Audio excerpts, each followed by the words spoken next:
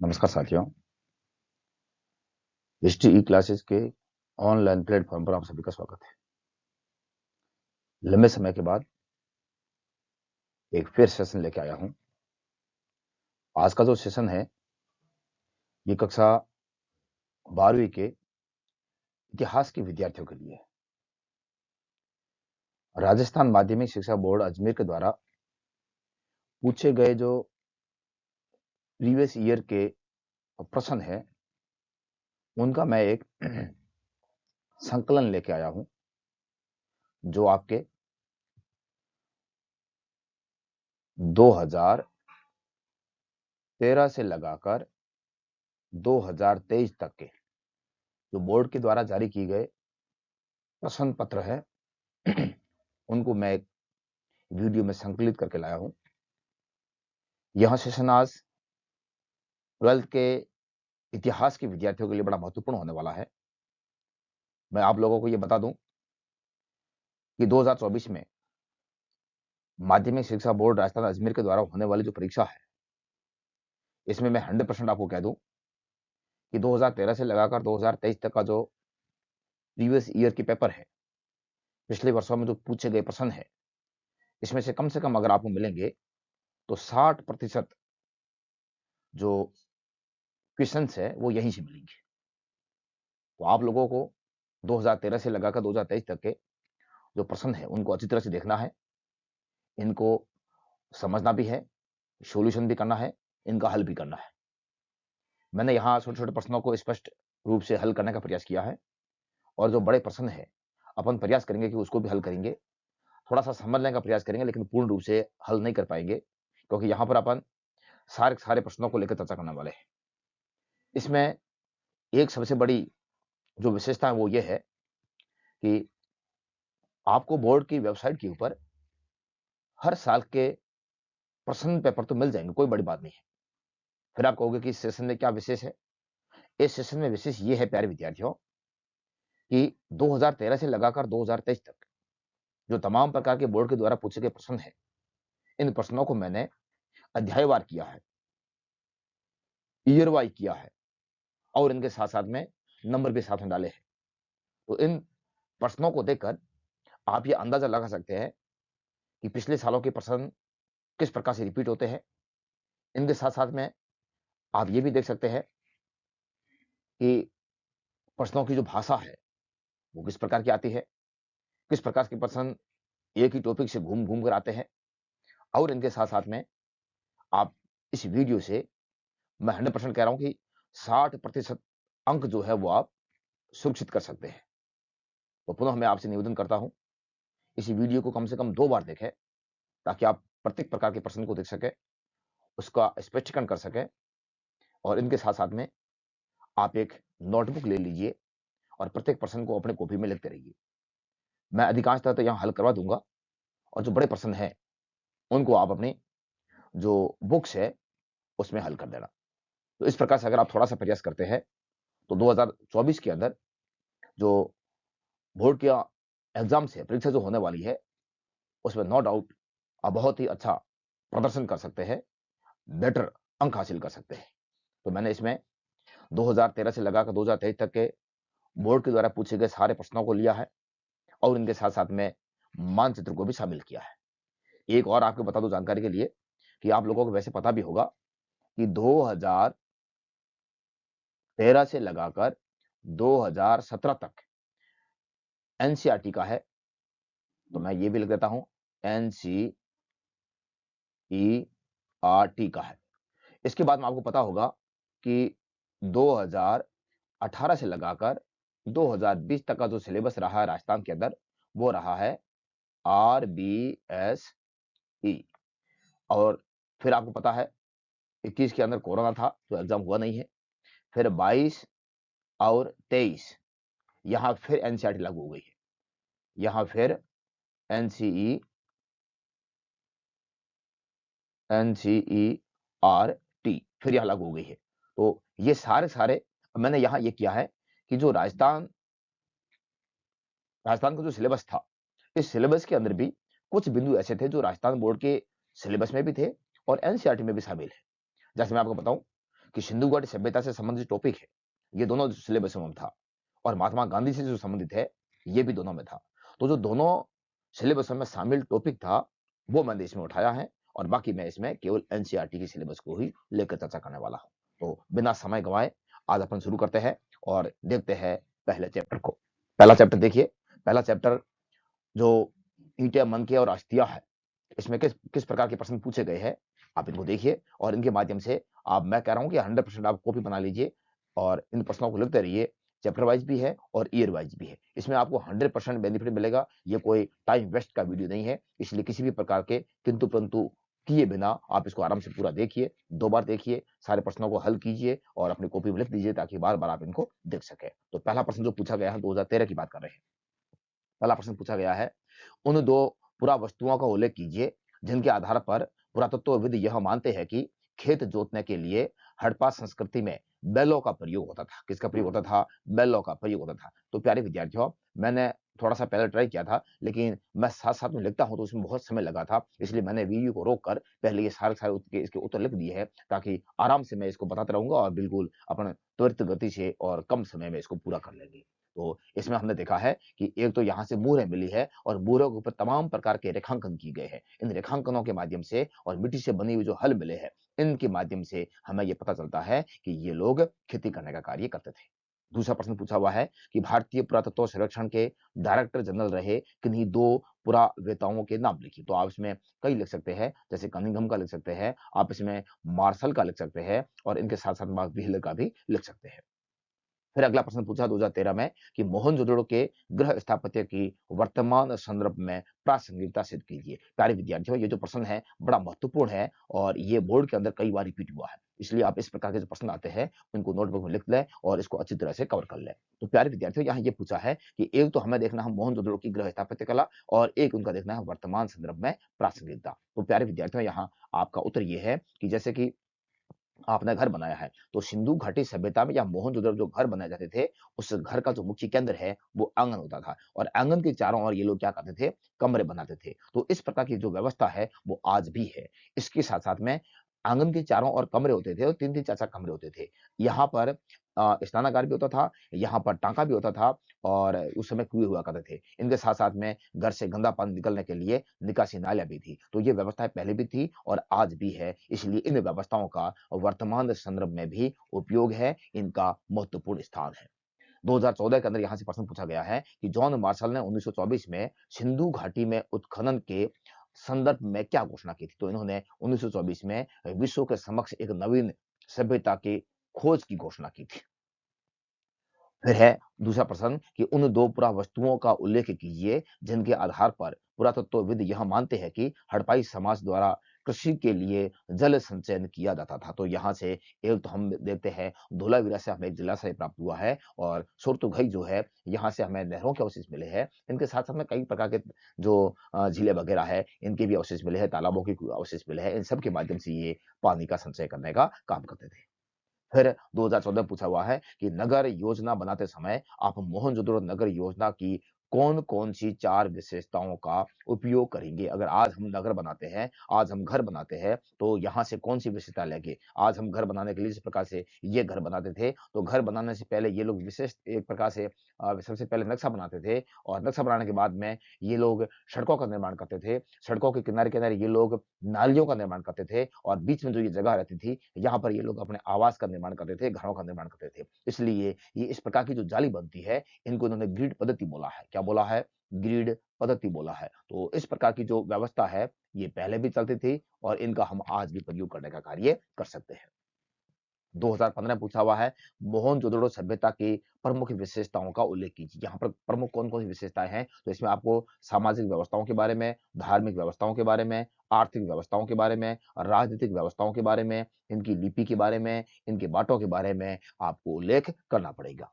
फिर देखिए 1800 ईसा पूर्व तक हड़प्पाई सभ्यता का अंत किन कारणों से हुआ था? यानी हड़प्पा सभ्यता का जो पतन हुआ है, उसके प्रमुख कारण क्या-क्या थे? तो प्यारे विद्यार्थियों, यहाँ पर नदियों ने अपना मार्ग बदल दिया था। यहाँ के बहुत सारे जो खेत थे, वो अनउपजाऊ हो गए थे। इनके साथ-साथ में विदेशी आक्रमण भी हुए हैं और इनके साथ-साथ में जो भौगोलिक व्यवस्थाएँ हैं, इसमें भी बदलाव हो गया था। तमाम कारणों की वजह से इस सभ्यता का क्या हो जाता है? अंत हो जाता है।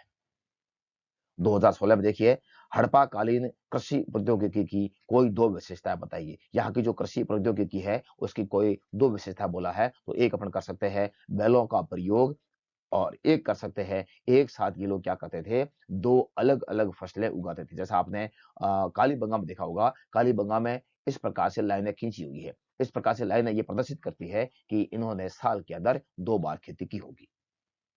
फिर इनके साथ-साथ में ये प्रश्न वापस यहाँ रिपीट हुआ है कि मोहनजोदड़ो सभ्यता में गृह स्थापत्य की कोई 4 विशेषताएँ बताइए। ये अभी हमने चर्चा की है। ये प्रश्न बड़ा महत्वपूर्ण है प्यारे विद्यार्थियों और ये बार-बार रिपीट हो रहा है, आप इसको देख सकते हैं।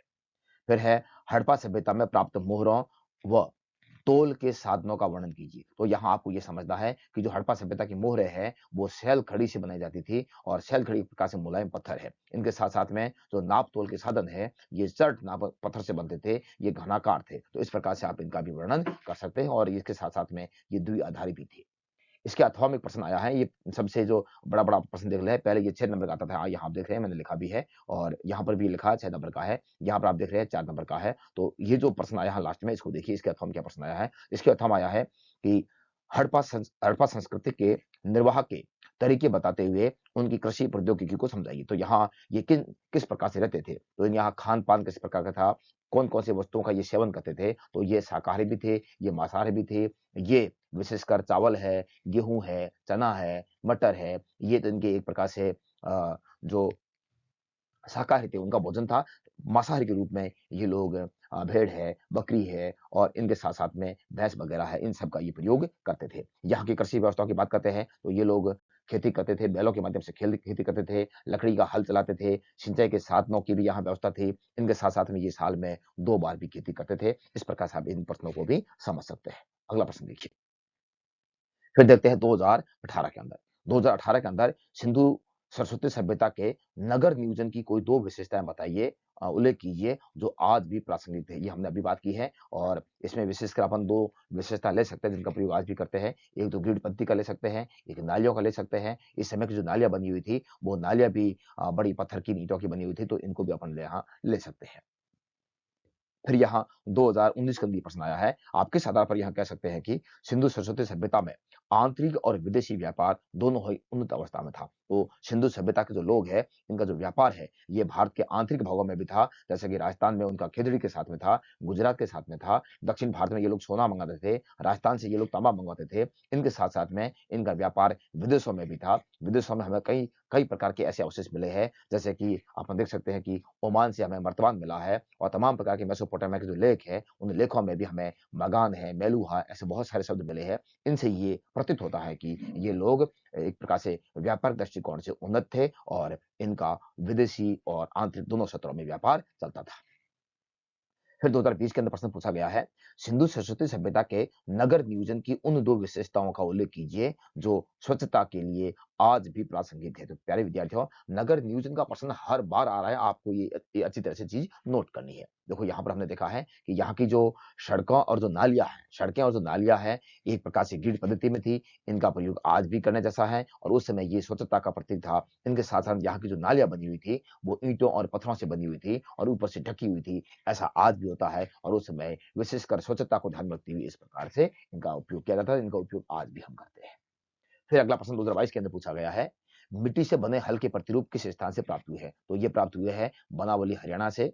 फिर अगला प्रश्न पूछा है कि सिंधु घाटी सभ्यता के सबसे विशिष्ट पुरावस्तु क्या है? तो आप कहोगे मुहर है, जो कि शैल खड़ी से बनाई जाती थी। फिर है जॉन मार्शल ने सिंधु घाटी में नवीन सभ्यता की खोज की घोषणा कब की थी? आप कहोगे 1924 में की थी।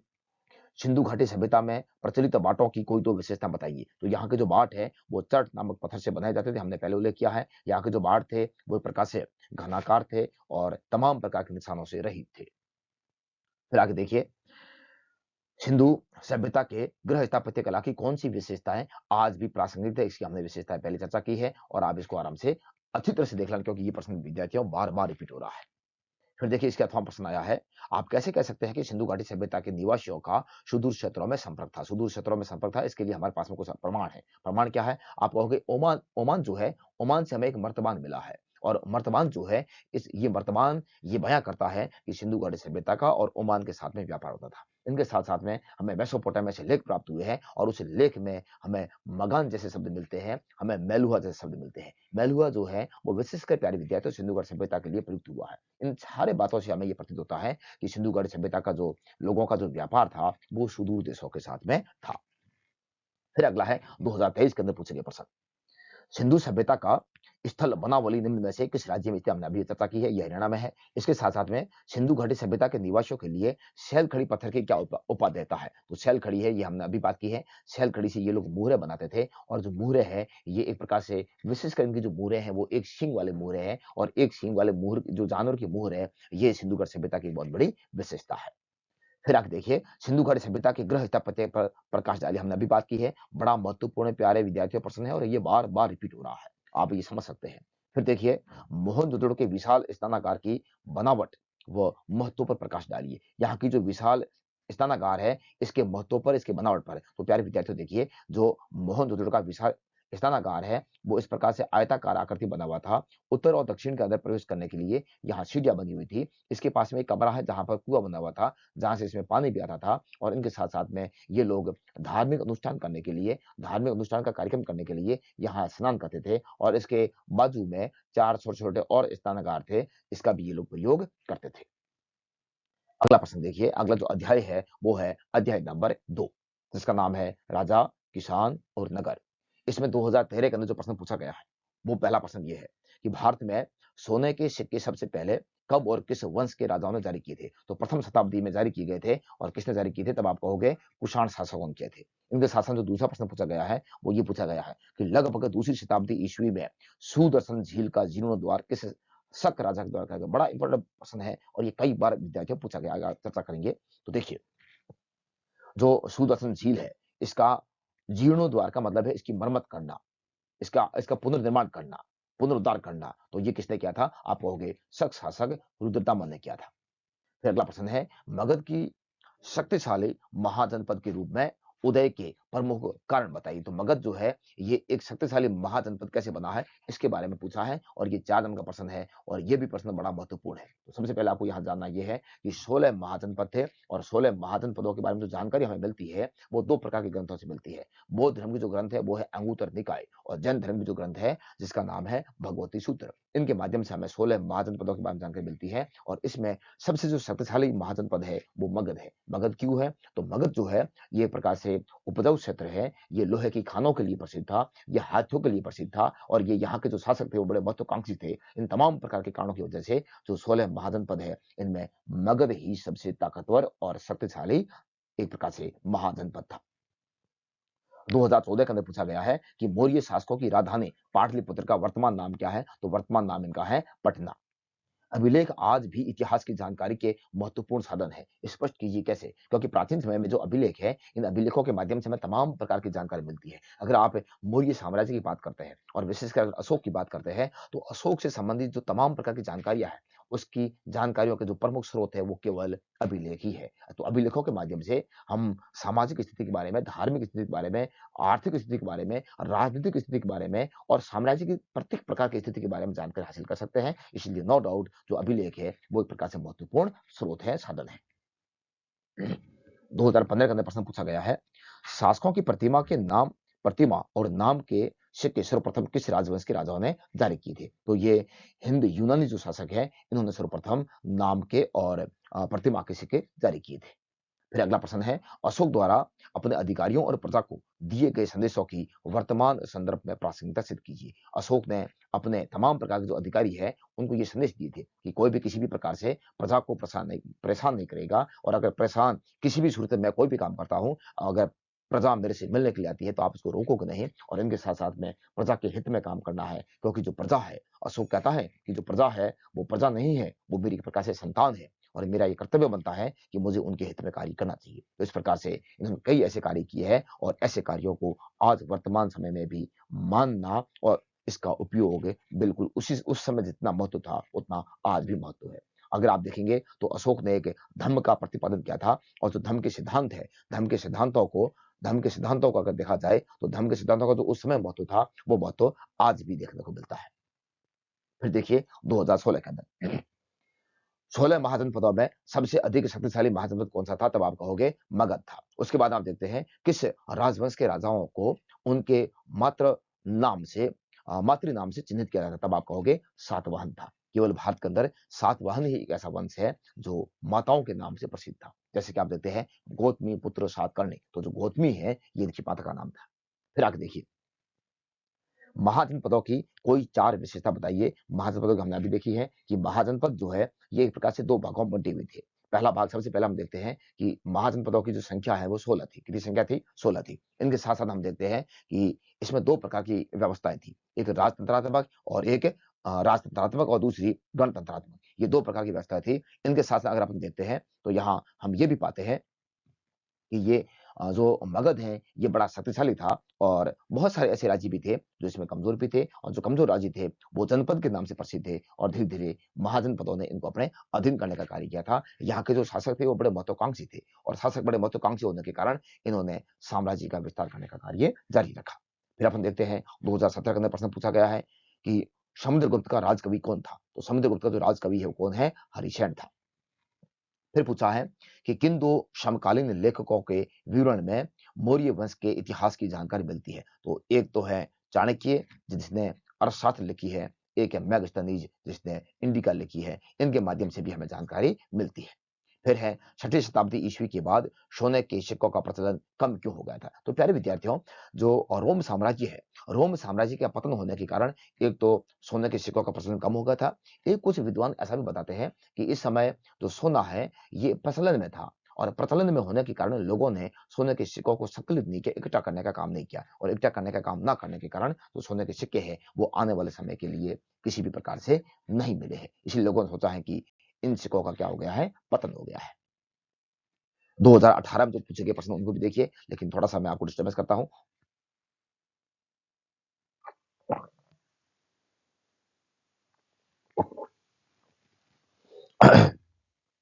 2018 में जो प्रश्न पूछा गया है वो इस प्रकार से पूछा गया है कि किस शासक को भारत का नेपोलियन कहा जाता है? तो भारत का जो नेपोलियन है वो किसको कहा गया है? तब आप कहोगे समुद्रगुप्त को कहा गया है।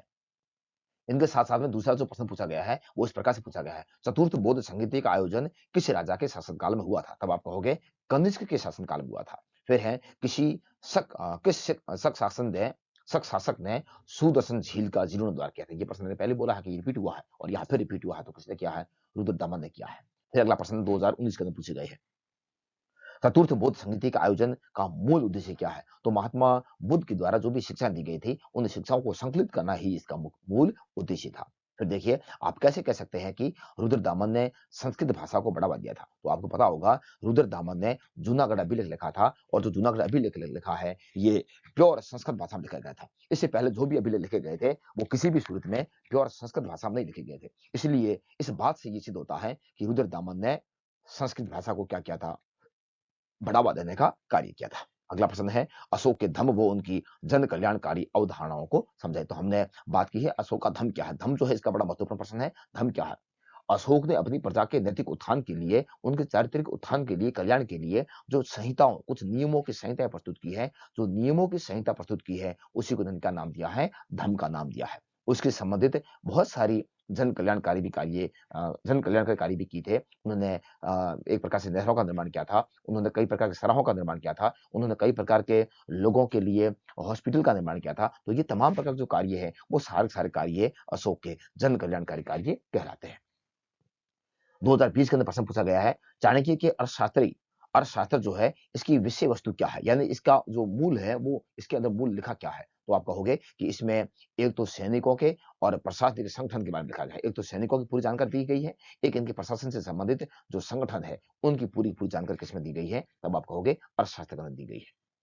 दूसरा जो प्रश्न पूछा गया वो पूछा गया है अशोक ने धम्म के प्रतिपादन हेतु व्यवहारिक उपाय किए थे, कथन को समझाइए। यानी कि अशोक ने जो धम्म का प्रतिपादन किया, हमने अभी बात की है, ये भी प्रश्न पूछते हैं कई बार कि धम्म का प्रतिपादन किसने किया? तब आप कहोगे अशोक ने किया था। तो अशोक ने जो धम्म का प्रतिपादन किया है उसमें व्यवहारिक उपाय क्या थे? अशोक ने कहा था कि जो हमारे से बड़े हैं उनका हमें सम्मान करना चाहिए, मान सम्मान करना चाहिए। जो एक प्रकार से माता पिता है, गुरु जी है, या कोई ब्रह्मचारी है, या कोई ब्राह्मण है, साधु संत है, इनका हमें मान सम्मान करना चाहिए। इनके साथ में जो छोटे हैं, इनसे हमें स्नेह करना चाहिए। और जो दीन दुखी है या कोई गृहणिया है, इनका भी हमें किसी न किसी प्रकार से सहयोग करना चाहिए। इस प्रकार से इन्होंने क्या किया था, हर प्रकार से लोगों का सहयोग करने की एक प्रकार से लोगों को आदेश दिया था, या यूं समझिए प्रेरित करने का काम किया था। अगला देखिए 2022 के अंदर प्रश्न पूछे गए हैं। 2022 में पूछा गया है कि मौर्य साम्राज्य का संस्थापक कौन था? तो चंद्रगुप्त मौर्य था। प्रभावती गुप्त किस वंश की प्रसिद्ध शासिका थी? तो वो वाकाटक की थी। फिर देखिए मगध की राजधानी क्या थी? तब आप कहोगे पाटलिपुत्र थी। 6ठी शताब्दी ईसा पूर्व से सोने के सिक्के मिलने कम क्यों थे? ये हमने अभी बात की है। आप इसको कह सकते हैं कि रोम के अंदर जो सोने का प्रचलन था वो खत्म हो गया था। हो सकता है कि वहां पतन भी हो गया था। इनके साथ साथ में सोने का जो सिक्का है वो सामान्यतः प्रचलन में था। इसको किसी भी विद्वानों ने रोकने का कार्य नहीं किया है, इसको इकट्ठा करने का कार्य नहीं किया है, इसको संग्रहित करने का कार्य नहीं किया था।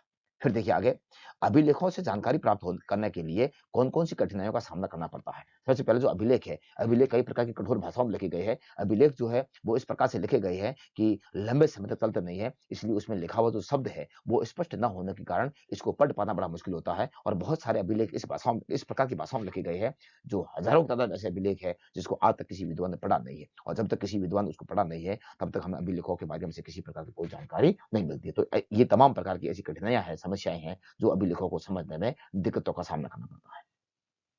फिर यहाँ प्रश्न पूछा गया है कि 16 महाजनपदों में मगध के उत्थान के कोई 3 काल है। कि मगध शक्तिशाली क्यों था, ये हमने पहले चर्चा की है और आप उसी प्रश्न को यहाँ फिर समझ सकते हैं। ये यहाँ प्रश्न रिपीट हुआ है। फिर आगे देखिए, किस राजा को प्राचीन काल में मगध कहा जाता? तो किस राज्य को प्राचीन काल में मगध कहते? तब आप कहोगे बिहार को कहते थे। फिर है चाणक्य मौर्य शासक किसका मंदिर था? तब आप कहोगे चंद्रगुप्त मौर्य का। ये रिक्त स्थान है। फिर है प्रयाग प्रशस्ति की रचना किस भाषा में की गई है? तब आप कहोगे संस्कृत भाषा में की गई है। अगला प्रश्न है मैगस्थनीज के द्वारा उल्लेखित मौर्य कालीन सैन्य प्रशासन का वर्णन कीजिए। यानी कि जो मैगस्थनीज है उसने जो मौर्य कालीन सैन्य प्रशासन का जो वर्णन किया है वो किस प्रकार से किया है? तो मैगस्थनी ने ये कहा है कि जो सैन्य प्रशासन है वो एक प्रकार से एक समिति और 6 उप समितियों से संचालित होता था। इसमें एक पैदल सेना थी, एक यातायात थी, एक अश्वारोही थी, एक रथ सेना थी, एक हाथियों की थी और एक पैदल थी। इस प्रकार से यहाँ आप देखते हैं तो ये 6 सेनाएं हैं और 6 सेनाएं किसी न किसी प्रकार से एक प्रकार से पूरे साम्राज्य को संचालित करने का कार्य करती थी। फिर आगे देखिए, फिर है अध्याय 3। अध्याय 3 में आप पाओगे पहला प्रश्न, बहिर्विवाह पद्धति किसे कहते हैं? तो प्यारे विद्यार्थियों, जो बहिर्विवाह है आपको यहां समझना है। बहिर्विवाह और अंतर्विवाह दोनों में अंतर पूछा है। तो बहिर्विवाह क्या है? बहिर्विवाह अपने ही गोत्र या अपनी ही जाति या अपने ही क्षेत्र से जो बाहर विवाह करते हैं उसको कहते हैं बहिर्विवाह। और अपने ही जाति में, अपनी ही जाति में, अपने ही गोत्र में, अपने ही स्थान में जो विवाह करते हैं उसको अंतर्विवाह कहते हैं। तो ये आपने दोनों समझ लिए, इसको आप आराम से समझ सकते हैं। फिर है स्त्री धन से क्या अभिप्राय है, यानी कि स्त्री धन किसे कहते हैं? तो प्यारे विद्यार्थियों, विवाह के समय वधु को जो भी सज्जनों के द्वारा उपहार दिया जाता है उस उपहार को या उस सामान को या उस संपत्ति को क्या कहते हैं? स्त्री धन के नाम से जानते हैं। फिर आप देखिए, ये जो बहिर्विवाह और अंतर्विवाह है ये प्यारे विद्यार्थियों बड़ा महत्वपूर्ण है और ये कई बार रिपीट हुआ, आगे आप इसको देखोगे। फिर देखिए 2024 के अंदर पूछा गया है। 2024 में पूछा गया है कि महाभारत का समालोचनात्मक संस्करण तैयार करने का कार्य कब और किसके द्वारा किया गया था? तो ये 1919 में तैयार किया था। और किसने किया था? तब आप कहोगे वीएस सुकथांकर के द्वारा किया गया था।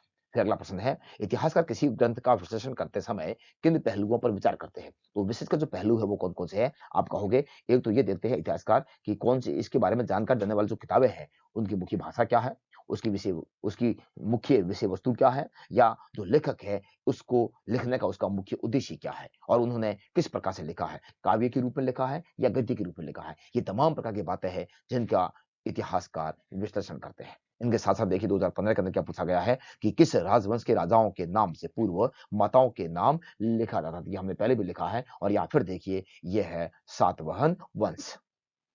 फिर देखिए गोत्र प्रणाली के 2 नियमों का उल्लेख कीजिए। तो प्यारे विद्यार्थियों, जो गोत्र प्रणाली है उसके जो 2 नियम है वो इस प्रकार से हैं। पहला जो नियम है वो ये नियम है कि शादी से पहले अगर देखा जाए तो जो स्त्री है उसकी जो गोत्र होती है वो पिता के नाम से होती है। लेकिन शादी करने के बाद में जो इसकी गोत्र है वो पति के नाम की हो जाती है। और इनके साथ साथ में इसका दूसरा नियम है कि जो गोत्र हैं वो अधिकांशतः गोत्र किसी ऋषि मुनि के नाम से है। और इसके साथ साथ में अगली विशेषता अपन ये भी लिख सकते हैं कि एक गोत्र का कोई भी व्यक्ति या पुरुष अपने ही गोत्र के अंदर ना तो विवाह करता है ना किसी प्रकार का संबंध करता है। उनका विवाह और जो संबंध है वो किसी दूसरी ही गोत्र में किया जाता है। फिर अगला प्रश्न है, मनुस्मृति के अनुसार पुरुषों के लिए संपत्ति अर्जित करने के चार तरीके कौन कौन से हैं? चार तरीके कौन कौन से हैं? तो इन चार तरीके कौन कौन से हैं उनको देखिए। पहला तरीका जो है वो है विरासत। यहाँ आप देखेंगे कि मनुस्मृति ने संपत्ति अर्जित करने के कुल 7 तरीके बताए हैं। पुरुषों के लिए कितने तरीके हैं? 7 है। और महिलाओं के लिए कुल कितने हैं? 6 है। तो जो पुरुषों के लिए 7 है वो कौन कौन से है? एक है विरासत,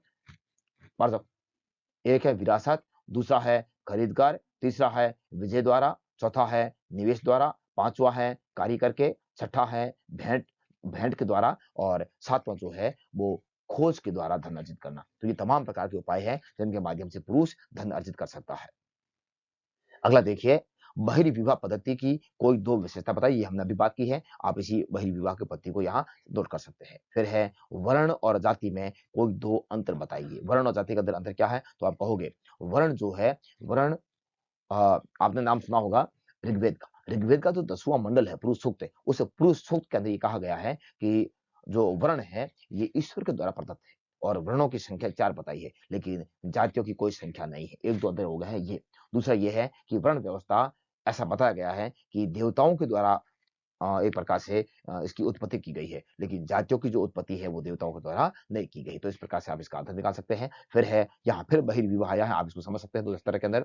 फिर देखिए आप कैसे कह सकते हैं कि प्राचीन में जो चांडाल है इनकी जो स्थिति है वो काफी दयनीय थी। तो चांडाल आप कह सकते हैं, चांडाल कौन थे? तो समाज में सबसे जो निम्न स्तर के लोग थे वो चांडाल कहलाते थे। इनका जो मुख्य कार्य है, ये मुख्य कार्य है, ये लोग मृत पशुओं को ढोते थे, ये लोग शवों को जलाते थे, ये लोग एक प्रकार से जल्लाद का काम भी करते थे और ये लोग लोहे के आभूषण धारण करते थे। इन तमाम प्रकार के स्थितियों से हम ये समझ सकते हैं कि इनकी जो स्थिति थी वो काफी दयनीय थी, काफी खराब थी।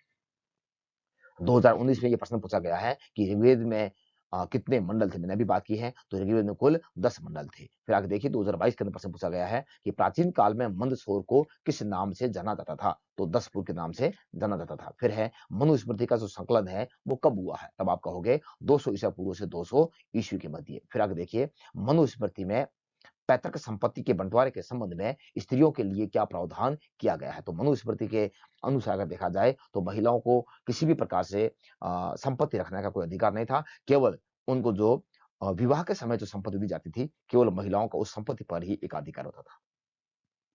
नेक्स्ट देखिए, बहिर्विवाह यहाँ फिर आ गया है, आप देख सकते हैं इसको, ये बार-बार रिपीट हो रहा है। गोत्र व्यवस्था भी हमने अभी बात की है, ये गोत्र व्यवस्था भी यहाँ पर रिपीट हो गया है। तो ये प्रश्न जो रिपीट हो रहे हैं, आपको ये नोट करना है कि कौन-कौन से प्रश्न कब-कब रिपीट हो रहे हैं। फिर यहाँ 2023 में देखिए, शक शासक रुद्रदामन द्वारा किसका निर्माण किया गया था, किसका पुनर्निर्माण किया गया था? तब आप कहोगे सुदर्शन झील का पुनर्निर्माण किया गया था।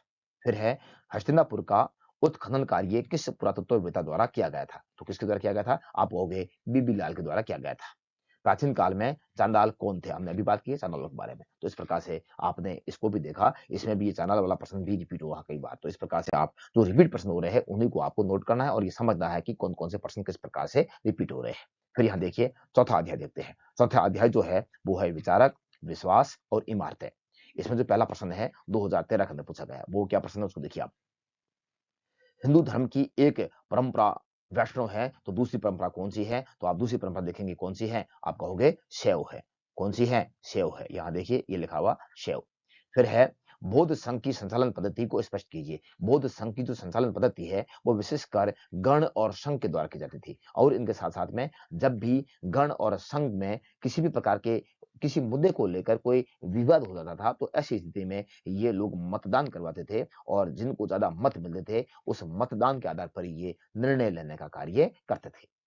फिर देखिए, बुद्ध के जीवन से जुड़े जुड़े बोध गया एवं सारनाथ नामक स्थान का महत्व क्या है? तो बताइए। तो जो बोध गया है, जहाँ पर महात्मा बुद्ध को ज्ञान की प्राप्ति हुई थी और जो सारनाथ है, यहाँ महात्मा बुद्ध ने पहली बार उपदेश दिया था। फिर अगला प्रश्न है 2014 के अंदर, मंदिर स्थापत्य कला में गर्भगृह एवं शिखर से आप क्या समझते हैं? गर्भगृह और शिखर से क्या समझते हैं? तो आपको पता होगा, जैसे कि मैं यहाँ आपको एक उदाहरण देता हूँ। देखिए यहाँ इसमें आपको आकृति बता देता हूँ। तो जैसे आप देख रहे हैं कि ये मंदिर की आकृति है, ये वाली, ये मंदिर की आकृति है। मंदिर की आकृति के अंदर छोटा सा कमरा होता है, ये छोटा सा कमरा है। इस छोटे से कमरे के अंदर यहाँ मूर्ति होती है। तो जो ये मूर्ति वाला, ये वाला जो भाग है, इसको कहते हैं गर्भगृह। और इनके साथ साथ में ये जो मंदिर है, इस मंदिर का अगर आप ऊपरी भाग देखते हैं तो ऊपरी भाग के ऊपर इसमें कई प्रकार के शिखर होते हैं। तो जो ये ऊपरी वाला भाग जैसे अपने इस प्रकार से देते हैं, तो ये जो भाग है, शिखर वाला भाग, इसी भाग को क्या कहते हैं? शिखर भाग कहते हैं। और देखिए आगे, बुद्ध द्वारा गृह त्याग के क्या कारण थे? महात्मा बुद्ध, आपको पता होगा कि महात्मा बुद्ध को जब पहली बार घर से बाहर निकाला गया था, तो महात्मा बुद्ध ने 4 दृश्य देखे थे। क्या देखे थे? 4 दृश्य देखे थे। उन चारों दृश्यों में से जो चौथा दृश्य देखा था, वो आपको पता होगा कि महात्मा बुद्ध जब गाँव से वापस अपने महल की ओर जा रहे थे, तो एक पास में कोई पेड़-पौधा था, उस पेड़ के नीचे एक साधु संत बैठा था। और देखा कि ये साधु जो है, जो संत है, ऋषि-मुनि है, वो बड़ी शांत मुद्रा में बैठा है, बड़ा प्रसन्न बैठा है। उसको किसी प्रकार से कोई भय नहीं है, उसको किसी प्रकार की कोई चिंता नहीं है, और चिंता ना होकर वो बड़ी प्रसन्नता के साथ जो बैठा था, उसकी प्रसन्नता को देखकर, उसको चिंता मुक्त देखकर महात्मा बुद्ध के भी दिमाग में आया कि ये जो जीवन है, ये सबसे अच्छा जीवन है। और उसी जीवन के आधार पर महात्मा बुद्ध ने गृह त्याग का निर्णय लिया था और सन्यासी बनने का निर्णय लिया था। फिर आप देखिए, लुम्बिनी एवं कुशीनगर नामक स्थान, स्थान का क्या महत्व है? तो लुम्बिनी जो है, जहां पर महात्मा बुद्ध का जन्म हुआ था, और जो कुशीनगर है, जहां पर महात्मा बुद्ध ने निर्वाण प्राप्त किया था।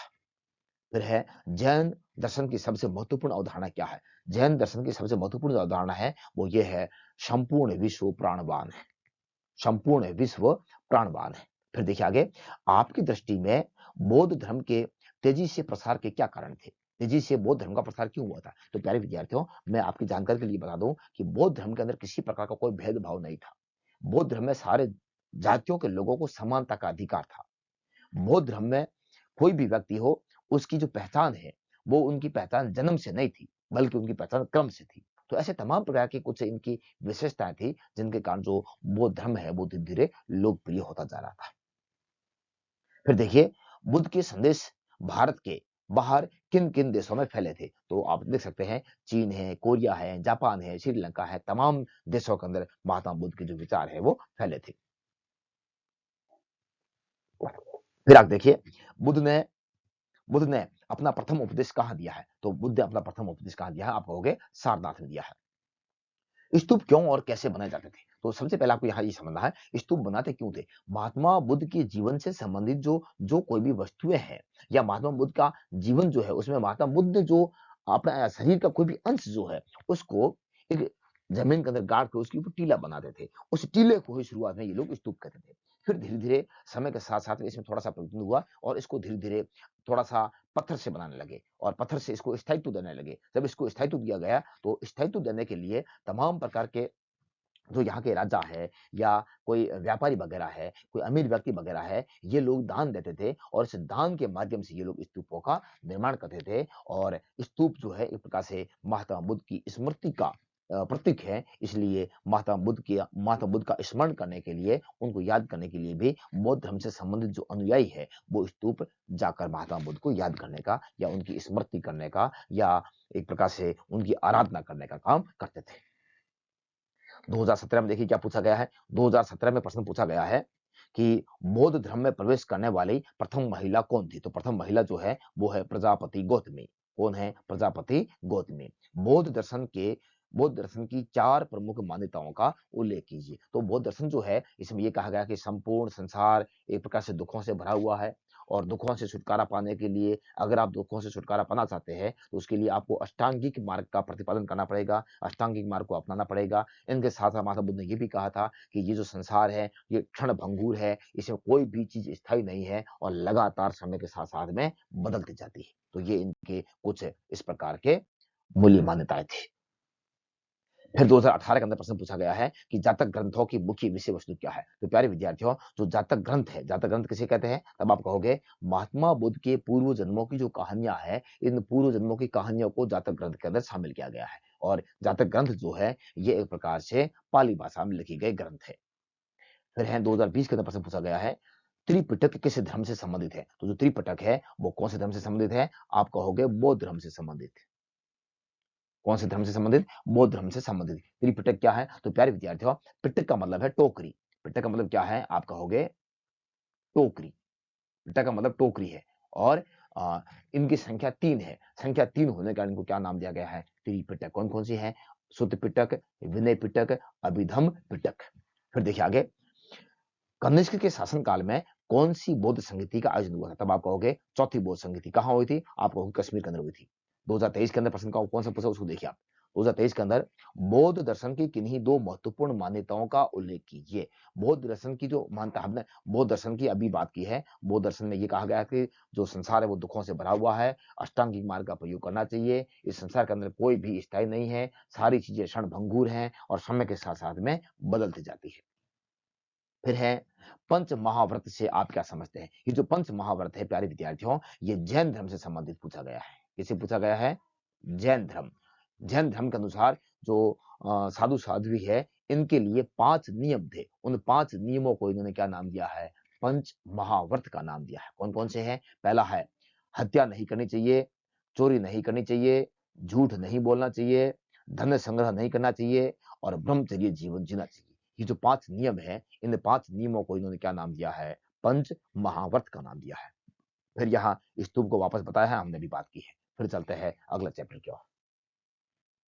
अगला जो चैप्टर है वो है 5वां यात्रियों के नजरिए। भूस्वामित्व 2013 में जो प्रश्न पूछा गया है क्या है? देखिए, भूस्वामित्व के संबंध में बर्लियन के विचारों को संक्षिप्त में स्पष्ट कीजिए। तो बर्लियन जो है वो एक प्रकार से फ्रांस का यात्री था। कहाँ का था? फ्रांस का। और इन्होंने विशेषकर जो यहाँ की जो भूस्वामित्व है इसके बारे में बड़ी चिंता व्यक्त की थी और कहा था कि यहाँ की जो भूमि है वो सारी भूमि राजाओं के अधीन है। इसका जो स्वामित्व है वो राजाओं के पास में है, राजकीय स्वामित्व है, और राजाओं के साथ या राजकीय स्वामित्व होने के कारण यहाँ की जो जमीन है उसकी हालत खराब है। ना तो इसको कुछ सुधारने का काम करता है और ना ही ये उपजाऊ है। अगर ये जमीन किसानों के पास में होती और किसानों के नाम की होती, किसानों के स्वामित्व की होती, तो किसान इसमें सुधार करने का डेफिनेटली कार्य करते थे। फिर है 2014 का पूछा गया, बर्लियन ने भारत में जो देखा उसकी तुलना यूरोप से की, इसका मूल्यांकन कीजिए। बर्लिन ने, वापस देखो 2013 के अंदर भी बर्लिन पूछा है, 2014 के अंदर भी बर्लिन पूछा है, वापस यहाँ बर्लिन रिपीट हुआ है। उसकी तुलना यूरोप के साथ की थी। तो विशेषकर यूरोप में भी कहां से की थी? आप कहोगे फ्रांस के साथ की थी। तो किस प्रकार से की थी? ये विशेषकर भूमि स्वामित्व को लेकर की थी। और आपको पता होगा कि बर्नियल ने हर दृष्टिकोण से यूरोप की प्रशंसा की और यूरोप में भी विशेषकर फ्रांस की प्रशंसा की थी और भारत को फ्रांस की तुलना में कमतर प्रदर्शित करने का कार्य किया था। फिर है 2015, इब्न बतूता ने भारतीय शहरों के संबंध में जो लिखा उस पर प्रकाश डाली। क्या लिखा था? तो भारतीय शहरों के बारे में लिखा था कि जो भारतीय शहर है वो बड़े शहर है, विशेषकर बड़ा शहर है वो दिल्ली को बताता है, दिल्ली के बाद में वो दौलताबाद को बताता है। इसमें कई प्रकार के बाजार भी हैं, हर प्रकार की व्यवस्थाएं हैं और जनसंख्या भी ज्यादा है। तमाम प्रकार की व्यवस्थाओं के बारे में वो उल्लेख करता है। 2016 में क्या पूछा उसको देखिए। 2016 के अंदर पूछा है अल बिरूनी का जन्म कब और कहाँ हुआ था? तो अल बिरूनी का जो जन्म है वो 973 ईस्वी में ख्वारिज्म में हुआ था। कहाँ हुआ था? ख्वारिज्म में। फिर देखिए फ्रांसवा बर्नियर कौन थे? देखो फ्रांसवा बर्नियर यहाँ फिर आया है, यहाँ भी आया है 2016 में भी आया है, 14 में भी आया है और 13 में भी आया है। तो बर्नियर का पूछा गया है कि बर्नियर कौन था? तो बर्नियर एक प्रकार से चिकित्सक था और चिकित्सक के साथ साथ में वो एक प्रकार से राजनीतिज्ञ था और दार्शनिक भी था और इतिहासकार भी था। आगे देखिए, इब्न बतूता भारतीय डाक प्रणाली की कार्यकुशलता को देखकर क्यों चकित रह गया था? तो ये यहाँ पर इब्न बतूता फिर रिपीट हुआ है, ऊपर भी पूछा है 2015 के अंदर और फिर 2016 के अंदर फिर इब्न बतूता के बारे में पूछा हुआ है। तो यहाँ की जो डाक व्यवस्था है इसके बारे में ये उल्लेख करता है कि सिंध से दिल्ली तक जाने के लिए एक सामान्य व्यक्ति को 50 दिन लगते हैं, लेकिन वहीं अगर सिंध से दिल्ली तक किसी प्रकार की कोई गुप्तचर सूचना देनी है, कोई गुप्त सूचना देनी है, इंफॉर्मेशन देनी है या कोई व्यापार करना है, तो ये यात्रा केवल 5 दिनों के अंदर पूरी हो जाती है। इस प्रकार की व्यवस्था को देखकर इब्न बतूता बड़ा चकित होता है, बड़ा आश्चर्यचकित होता है।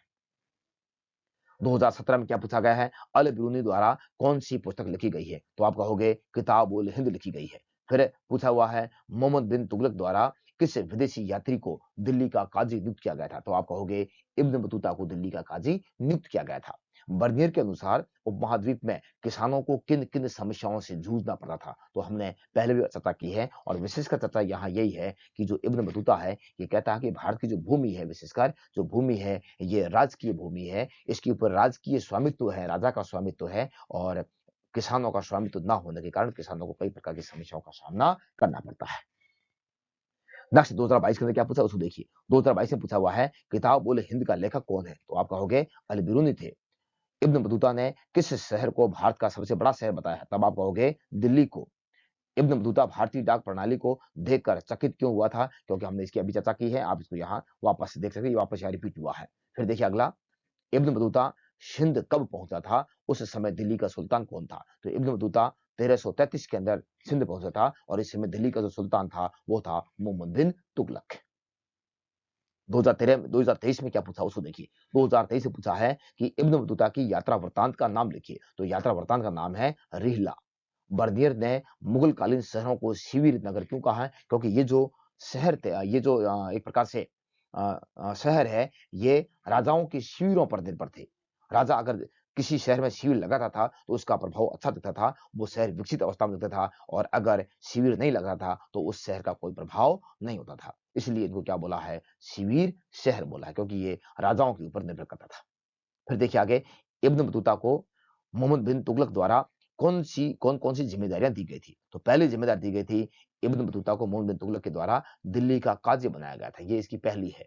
और दूसरा क्या दिया था? मंगोल शासक जो है, मंगोल शासक के पास में अपना दूत बनाकर इसको कहां भेजा था? तब आप कहोगे इसको चीन भेजा था। किसको भेजा था? इब्न बतूता को भेजा था। तो इनके पास में ये दो महत्वपूर्ण जिम्मेदारियां थी। फिर आगे देखिए अध्याय नंबर 6। अध्याय नंबर 6 में पूछा गया, अध्याय जो 6 है वो है भक्ति और सूफी परंपराएं। 2013 में पूछा गया है चिश्ती खानकाह में जीवन और उपासना पद्धति का वर्णन कीजिए। तो जो चिश्ती है, चिश्ती खानकाह यानी कि जो सूफी संत है, इन सूफी संतों के रहने की जो जगह थी, उन रहने की जगह को इन्होंने क्या नाम दिया है? तब आप कहोगे खानकाह का नाम दिया गया है। तो इनके बारे में आपको विस्तार से करना बड़ा पसंद है। फिर है अलवार और नयनार भक्ति परंपरा। अलवार कौन है? भगवान विष्णु को मानने वाले। नयनार कौन है? भगवान शिव को मानने वाले। इन्होंने जाति प्रथा का विरोध किया था, प्राचीन समय की आडंबराओं का विरोध किया था, प्राचीन समय की रूढ़िवादिताओं का विरोध किया था, और इन्होंने स्त्रियों के सुधार के ऊपर भी बल दिया था। तो यहां पर भी इनको इनके बारे में अच्छी तरह से करना है। फिर है भक्ति आंदोलन को मुख्य विशेषताओं का, भक्ति आंदोलन की मुख्य विशेषताओं का वर्णन कीजिए। तो भक्ति जो आंदोलन है, इसके बारे में भी आपको यहाँ बड़ा पसंद करना है, तो इसको आप थोड़ा सा देख लेना एक बार। फिर है निम्न किन्हीं दो पर टिप्पणी कीजिए। तो यहाँ पर फिर आपको वीर परंपरा के बारे में करना है। वीर शैव, जिसको एक प्रकार से लिंगायत भी कहते हैं, तो ये जो बासवना है, इनके द्वारा ये एक आंदोलन शुरू किया गया दक्षिण भारत के अंदर। इसी को वीर शैव या लिंगायत के नाम से जानते हैं। ये भगवान शिव के उपासक थे और लिंग को धारण करते थे। फिर है कबीरदास के बारे में, एक प्रकार से साधु संत थे, और इनके साथ साथ में इन्होंने तमाम प्रकार की परंपराओं का इन्होंने भी विरोध किया था और एकेश्वर पर बल दिया था। इनके साथ साथ में ये एक प्रकार से निर्गुण संत थे। फिर खानका अभी हमने बात की, वापस रिपीट हुआ है, और यहाँ पर भी इसको आप भक्ति और जो महान परंपरा है इनको भी थोड़ा सा देख लेंगे, क्योंकि ये बड़े प्रश्न है, इनके बारे में ज्यादा चर्चा नहीं कर सकते। फिर 2015 के अंदर क्या पूछा गया है, देखिए आप इसको। अगर आप अजमेर की यात्रा करेंगे तो वहां किस सूफी संत की दरगाह की जियारत करेंगे? तो आप करोगे ख्वाजा मोइनुद्दीन चिश्ती की दरगाह, जो कि अजमेर के अंदर है। कहाँ है? अजमेर के अंदर है। फिर है स्वयं को विष्णु की प्रेयसी मानकर अपनी प्रेम भावनाओं को छंदों में व्यक्त करने वाली प्रथम अलवार स्त्री भक्ति का नाम लिखिए। तो ये कौन थी? आप कहोगे अंडाल थी। कौन थी? अंडाल। में यहां लिख लेता हूं, अंडाल। कौन थी? अंडाल। फिर है इतिहासकार धार्मिक परंपरा के इतिहास का पुनर्निर्माण करने के लिए कौन कौन से स्रोतों को देखते हैं? तो धार्मिक इतिहास की या धार्मिक परंपराओं की अगर देखेंगे, बात करेंगे, तो वो मंदिरों को देखेंगे, उनकी मूर्तियों को देखेंगे, उनकी स्थापत्य कला को देखेंगे, और उससे संबंधित जो भी साहित्य वगैरह है उन सबको देखते हुए उनके बारे में लिखने का कार्य करेंगे। अगला प्रश्न है 2016 के अंदर पूछे गए, देखिए। किस प्रकार मीरा ने जातिवादी समाज की रूढ़ियों का क्या किया था? उल्लंघन किया था। तो यहाँ आपको समझना है कि जो मीराबाई है वो एक प्रकार से मेड़ता की राजकुमारी थी। इनका जो विवाह है वो मेवाड़ में होता है। मेवाड़ में जो राणा सांगा है, राणा सांगा के पुत्र भोजराज है, उस भोजराज के साथ होता है, लेकिन फिर भी मीराबाई ने कहा कि मेरा तो केवल एक ही पति है और वो है श्री कृष्ण। तो इस प्रकार से वो भोजराज को अपना पति स्वीकार नहीं करती है और लास्ट में उन्होंने हर प्रकार के बंधनों से मुक्ति पाने के लिए रूढ़िवादिताओं, यूं समझिए कि जो इस समय की ताकतें हैं, इन सब का विरोध करते हुए जोग्य अवस्था धारण कर लिए और जोग्य अवस्था धारण करके वो जंगलों में तपस्या करने के लिए चली जाती है। फिर देखिए, कर्नाटक की वीर शैव परंपरा पर एक टिप्पणी देखिए, हमने पहले भी बात की है। 12वीं शताब्दी के अंदर दक्षिण भारत के अंदर एक आंदोलन चलता है और उस आंदोलन का जो नेतृत्व करता है, वो करता है बासवना। तो बासवना के द्वारा एक आंदोलन चलाया गया था और इस आंदोलन को कहते हैं वीर शैव या लिंगायत। ये लिंग को धारण करते थे, हमने पहले भी बात की है, और ये प्राचीन समय की व्यवस्थाओं के विरोधी थे, ये ब्राह्मणों के विरोधी थे और ये जातिवाद के विरोधी थे, ये पुनर्जन्म में विश्वास नहीं करते थे। लिंगायत, यहाँ फिर ये प्रश्न आगे वापस आप इसको देख सकते हैं। शासकों ने सूफी संतों के साथ साथ-साथ स्थापित करने के शासकों ने सूफी संतों के साथ संबंध स्थापित करने के प्रयास क्यों किए? क्यों किए हैं? क्योंकि जो सूफी संत थे, एक प्रकार से अगर देखा जाए तो जिस समय भारत के शासकों ने भारतीय लोगों के साथ संपर्क स्थापित करने का प्रयास किया था, उस समय भारत के अंदर विशेषकर हिंदू धर्म का बोलबाला था। तो इसलिए हिंदू धर्म के लोग जो है, वो इस्लाम धर्म को मानने के लिए तैयार नहीं थे। लेकिन इस समय के जो साधु संत थे, वो कुछ इस प्रकार से थे कि वो किसी एक धर्म को लेकर चलने वाला नहीं थे। ये एक प्रकार से धर्मनिष्ठ व्यक्ति थे। ये एक प्रकार से बड़े विद्वान थे। इनकी चारों ओर प्रसिद्धि थी। ये जनता में बड़े लोकप्रिय थे। इसलिए लोगों में ये लोकप्रिय होने के कारण लोगों के साथ में इनका प्रत्यक्ष जुड़ाव था और लोगों के साथ में प्रत्यक्ष जुड़ाव होने के कारण ही शासक भी इन सूफी संतों के साथ में अपना संबंध स्थापित करना चाहते थे। 2022 के अंदर पूछा गया है कि कौन से सूफी संत गरीब नवाज के नाम से प्रसिद्ध है? तब आप कहोगे मोइनुद्दीन चिश्ती, जो कि जिसकी दरगाह जो है वो कहाँ है? अजमेर के अंदर है। फिर है अंडाल कौन थी? अंडाल, तो आपको पता है अंडाल जो है वो एक प्रकार से भगवान जो विष्णु है, हलवार संत है, भगवान विष्णु की एक प्रकार से प्रेमिका थी। फिर है अकबर ने ख्वाजा मोइनुद्दीन चिश्ती की दरगाह की कुल कितनी बार यात्रा की? तब आप कहोगे 14 बार यात्रा की है। सूफी संतों की लोकप्रियता के क्या कारण थे? हमने अभी चर्चा की है। सूफी संत के विकास में खानकाह और सिलसिले की क्या भूमिका थी? इसकी भी हमने पहले चर्चा की है। कर्नाटक की वीर शैव परंपरा क्या है? इसका भी हमने अभी चर्चा की है। कुतुबुद्दीन बख्तियार काकी की दरगाह कहाँ पर है? तब आप कहोगे दिल्ली के अंदर है। शेख निजामुद्दीन औलिया के अनुयायी इन्हें किस नाम से जानते थे, संबोधित करते थे? तब आप कहोगे शेखों के शेख या सुल्तानों के सुल्तान। फिर आप कहोगे नयनार कौन थे? तो शिव के उपासक थे। शिव के उपासकों को क्या कहते थे? नयनार कहते थे। कबीर के मुख्य उपदेश क्या थे? कबीर जो है, इनकी जो रचनाएं हैं, वो उलटबासी के नाम से प्रसिद्ध है। इन्होंने कई प्रकार के अन्य ग्रंथों की भी रचना की है, जिसमें विशेषकर आप देखते हैं कबीर बीजक है, कबीर अ, और फिर आदि ग्रंथ साहिब है। ये कई प्रकार की रचना की है, जिनके माध्यम से इन्होंने अपनी जो अपना ज्ञान है, अपना जो एक प्रकार से जो भी समाज के बारे में लिखा है, उनके सब के माध्यम से इन्होंने यह जानकारी देने का कार्य किया है। अगला जो अध्याय है, वो 7वां अध्याय है। देखिए, एक साम्राज्य की राजधानी विजयनगर, एक साम्राज्य की राजधानी विजयनगर। इसमें भी देखिए आप 2013 के अंदर क्या पूछा गया है? 2013 के अंदर पूछा गया है कि विजयनगर साम्राज्य में कृषि क्षेत्र को किलेबंद भूभाग में समाहित क्यों किया जाता था? तो प्यारे विद्यार्थी, आपको यहाँ समझना ये है कि जो विजयनगर के शासक थे, ये ये कृषि भूभाग को किलेबंद इसलिए रखते थे ताकि कोई भी बाह्य जो आक्रमण होता है, उस बाह्य आक्रमण को खाद्य सामग्री से वंचित करके आत्मसमर्पण के लिए विवश करना, और इनके साथ-साथ में जब कभी भी कोई अगर बाह्य आक्रमण हो जाए, तो लंबे समय तक ये अपने साम्राज्य के अंदर जो किलाबंदी की गई है, इसके अंदर ये अन्नागारों का निर्माण भी करते थे, ताकि इनको किसी प्रकार के अन्न से संबंधित कोई समस्या ना हो। 2014 में देखिए, 2014 में पूछा गया है विजयनगर के शासकों ने वर्षा जल का संचय करने के लिए क्या-क्या किया था? तो इन्होंने कमलपुरम जलाशय का निर्माण किया था, इन्होंने हिरिया नहर का निर्माण किया था, इन्होंने कई प्रकार की तालाबों का, झीलों का निर्माण किया था। फिर आगे देखिए, विजयनगर के प्रशासन में अमर नायक प्रणाली की भूमिका का उल्लेख कीजिए। अमर नायक प्रणाली का, तो आपको यहाँ ये समझना है कि जो अमर नायक प्रणाली है, वो एक प्रकार से अमर नायक प्रणाली किसे कहते हैं? तब आप कहोगे ये एक प्रकार से सैनिक कमांडर थे और इनकी जो मुख्य जिम्मेदारी थी, वो थी प्रशासनिक जिम्मेदारी। ये पूरे क्षेत्र की प्रशासनिक व्यवस्थाओं को संभालने का काम करते थे। फिर देखिए, आपके विचार में महानवमी डिब्बा से संबंध अनुष्ठानों का क्या महत्व था? महानवमी डिब्बा क्या है? तो प्यारे विद्यार्थियों, अक्टूबर-नवंबर के अंदर अक्टूबर-नवंबर के अंदर आपको पता होगा जो दुर्गाष्टमी है या दुर्गा की जो पूजा की जाती है, जिसको अपना नवरात्रि कहते हैं, तो ये पूजा की जाती है उत्तरी भारत में और बंगाल में इसको दुर्गाष्टमी की पूजा की जा दुर्गा अष्टमी के नाम से जानते हैं और दक्षिण भारत में इसको महानवमी के नाम से या नवमी की पूजा के नाम से जानते हैं। तो ये जो 10 दिन होते हैं, इस 10 दिनों के अंदर जो 9वाँ दिन है, ये इनके लिए विशेष होता है और इस दिन जो विजयनगर के शासक हैं, ये इसको बड़े हर्षोल्लास के साथ में त्योहार के रूप में मनाते थे। यहाँ के जो राजा थे, वो अपनी सेना का निरीक्षण करते थे और इसके साथ-साथ में जो भी इस समय के हथियार वगैरह थे, इनकी पूजा भी करते थे और बलि देने का कार्य भी करते थे। फिर है 2017 के अंदर पूछा गया, कृष्णदेव राय की पुस्तक अमुक्त मल्यद किस भाषा में लिखी गई है? तो वो तेलुगु भाषा में लिखी गई है। तालीकोटा का युद्ध कब हुआ है? तब आप कहोगे 1565 के अंदर हुआ है। विजयनगर साम्राज्य में कृषि क्षेत्र को किलेबंद भूभाग में क्यों समाहित किया था? ये प्रश्न पुनः रिपीट हुआ है, यहाँ आप देख सकते हैं, हमने अभी चर्चा की है। चलते हैं आगे। विजयनगर साम्राज्य की स्थापना किसने की थी? तब आप कहोगे 1337 ईस्वी में की थी और किसने की थी? हरिहर और बुक्का ने की थी। तालीकोटा का युद्ध कब हुआ है? तब आप कहोगे 1565 के अंदर हुआ है। आप कैसे कह सकते हैं कि विजयनगर के प्रधानमंत्री राम राय द्वारा सुल्तानों के प्रति अपनाई गई नीति जोखिमपूर्ण थी? तो प्यारे विद्यार्थियों, ये जो प्रश्न है, ये प्रश्न बड़ी समझ के विकसित हुआ है।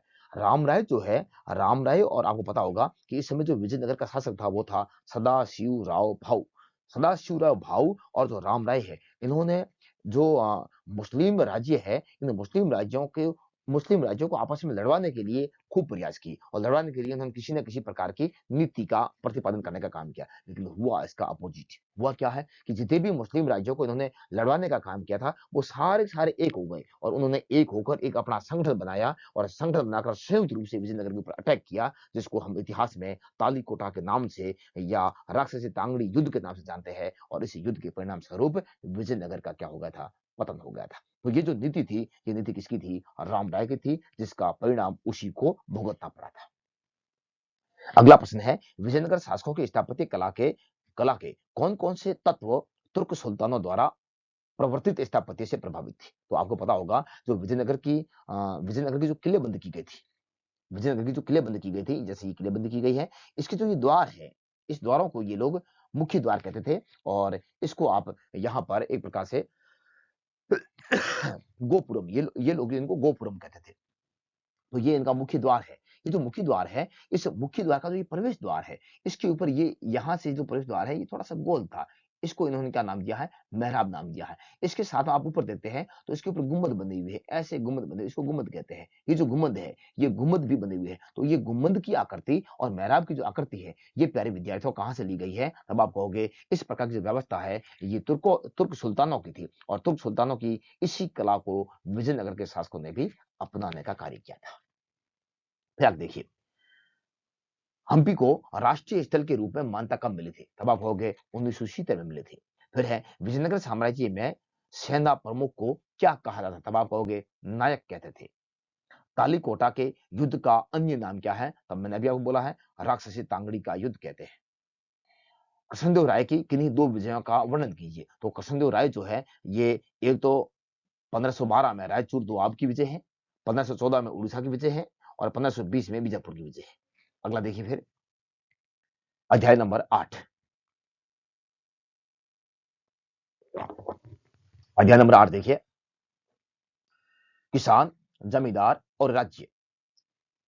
2013 के अंदर प्रश्न पूछा गया है, मुगल कालीन कृषि समाज में महिलाओं की क्या भूमिका थी? यानी जो कृषि समाज है, कृषि समाज में महिलाओं का क्या महत्वपूर्ण योगदान था? तो प्यारे विद्यार्थियों, कृषि समाज के अंदर महिलाओं का बड़ा महत्वपूर्ण योगदान था। जिस प्रकार से पुरुष काम करते थे, वैसे ही महिलाएं भी काम करती थी। विशेष कर देखा जाए तो जो महिलाएं हैं, इन महिलाओं का जो मुख्य कार्य है, वो फसल की कटाई है, निराई है, गुड़ाई है, ये सारे सारे जो काम है, ये महिलाओं के द्वारा किए जाते थे। महिला और जो पुरुष है, ये कंधे से कंधा मिलाकर खेतों में काम करने का शुरुआत से ही काम करते थे। इसके अथवा में जो प्रश्न पूछा गया है, वो ये पूछा गया है कि मुगल कालीन जमींदार व्यवस्था की विवेचना कीजिए। तो जमींदार कौन है? आप कहोगे जो जमींदार है, ये समाज का सबसे सम्मानित वर्ग था, ये समाज का सबसे सम्मानित व्यक्ति है और ये किसान लोगों से भू राजस्व वसूल करने वाला का काम करते थे और इनका समाज में ये समाज एक प्रकार से शक्तिशाली व्यक्ति थे। तो इस प्रकार से आप इनका भी वर्णन कर सकते हैं। फिर देखिए 2014 के अंदर प्रश्न पूछा गया है, वो पूछा गया है जिनसे कामिल फसल के बारे में आप क्या समझते हैं? तो जो जिनसे कामिल फसल है, ये एक प्रकार से व्यापारिक फसल है, जिसको अपन नकदी फसल के नाम से भी जानते हैं। तो ये कौन-कौन सी थी? आप कहोगे गन्ना है और कपास है। 17वीं सदी के स्रोत भारत में कितने प्रकार के किसानों का उल्लेख करते हैं? तो 17वीं शताब्दी के अंदर जो हमें जो भी स्रोत मिले हैं, इन स्रोतों के माध्यम से ये पता चलता है कि इस समय किसानों के 2 वर्ग थे। एक था खुद काश्त और दूसरा है पाहिक काश्त। खुद काश्त कैसे कहते हैं? तब आप कहोगे ऐसा किसान जिसकी खुद की ज़मीन है और खुद की ज़मीन के ऊपर खुद ही काम करता है, उसको कहते हैं खुद काश्त। और पाहिक काश्त का मतलब है कि ऐसा किसान जिसके पास में खुद की ज़मीन नहीं है, तो वो दूसरे की ज़मीन के ऊपर जाके काम करता है, काश्तकार के रूप में काम करता है। ठेकेदार के रूप में काम करता है, उसको पाहिक काश्त के नाम से जानते हैं। फिर देखिए, आईन-ए-अकबरी किसके द्वारा लिखी गई है? तो किसके द्वारा लिखी गई है? आप कहोगे अबुल फजल के द्वारा लिखी गई है। अगला प्रश्न है, 16वीं और 17वीं सदी में राज्य द्वारा जंगलों में घुसपैठ के क्या कारण थे? तो जंगलों से बहुत सारे उत्पाद इनको प्राप्त होते थे। जंगलों से इनको पेड़-पौधों से प्राप्त होने वाला उत्पाद मिलता था, जंगलों से इनको गोंद मिलता था, जंगलों से इनको शहद मिलता था और जंगलों में ही इनको हाथी वगैरह भी मिलता था। 16वीं एवं 17वीं सदी के प्रारंभ में कृषि इतिहास को जानने के कोई 2 उल्लेख बताइए। तो सबसे पहला जो उल्लेख है, वो है आईन-ए-अकबरी। आईन-ए-अकबरी के अंदर हमें कृषि समाज के बारे में विस्तार से जानकारी मिलती है। इसके साथ-साथ में आप बात करेंगे तो राजस्थान है, गुजरात है, महाराष्ट्र है या ईस्ट इंडिया कंपनी है, इनके द्वारा जो भी दस्तावेज़ लिखे गए थे, उन दस्तावेज़ों से भी हमें ढेर सारी कृषि संबंधी जानकारियाँ मिलती हैं। फिर है आईन अकबरी के महत्व एवं सीमाओं की विवेचना कीजिए। तो प्यारे विद्यार्थियों, मैं आपको केवल यहाँ ये ही कहूँगा कि जो आईन अकबरी है, इसका जो लेखक है, वो अबुल फजल है और अबुल फजल के द्वारा लिखी गई जो आईन अकबरी है, इसको मुगल काल की एक प्रकार से जानकारियों की खान कहते हैं। एक प्रकार से इनको जानकारियों का भंडार कहते हैं, क्योंकि इतिहास के अंदर ऐसा कोई क्षेत्र नहीं है, जिस क्षेत्र के बारे में आईन अकबरी के अंदर जानकारी ना मिलती हो। आईन अकबरी से हमें सैनिकों के बारे में, भू राजस्व के बारे में, जमीन के प्रकारों के बारे में, वहाँ की व्यवस्थाओं के बारे में सारी जानकारी मिलती है। लेकिन इसकी कुछ सीमाएँ भी हैं। सीमाएँ क्या है कि आईन अकबरी के अंदर जो लिखी गई जानकारियाँ हैं, उसमें बहुत सारी त्रुटियाँ हैं। उसके अंदर जो आंकड़े दी गए हैं, उसमें बहुत सारी गलतियाँ हैं और कुछ जानकारी ऐसी दी गई है, जिसका उल्लेख और कहीं नहीं मिलती है। इसके साथ-साथ में एक जानकारी इसमें और भी दी गई है कि इसके अंदर जो भी लिखा हुआ विवरण है, वो केवल जो एक प्रकार से राजकीय केंद्र है, इस राजकीय केंद्र के आस-पास का ही भूभाग है। इसके अलावा कहीं पर भी आस-पास के क्षेत्रों के अलावा जो दूर के क्षेत्र हैं, उनके बारे में यहाँ से कोई जानकारी प्राप्त नहीं होती है। फिर है मुगल कालीन भू राजस्व प्रणाली की विवेचना कीजिए। तो हमने इसके बारे में पहले भी चर्चा की है, यहाँ ये प्रश्न रिपीट हुआ है, आप इसको देख सकते हैं। फिर देखिए अगला प्रश्न। अगला प्रश्न कुछ इस प्रकार से आया है, 2016 के अंदर पूछा गया है कि मुगल शासकों में सबसे महान कौन था? तो सबसे महान अकबर था। कृषि उत्पादन में महिलाओं की भूमिका का विस्तार से देखो, हमने अभी भी चर्चा की है और यहाँ ये प्रश्न पुनः 6 नंबर का रिपीट हुआ है।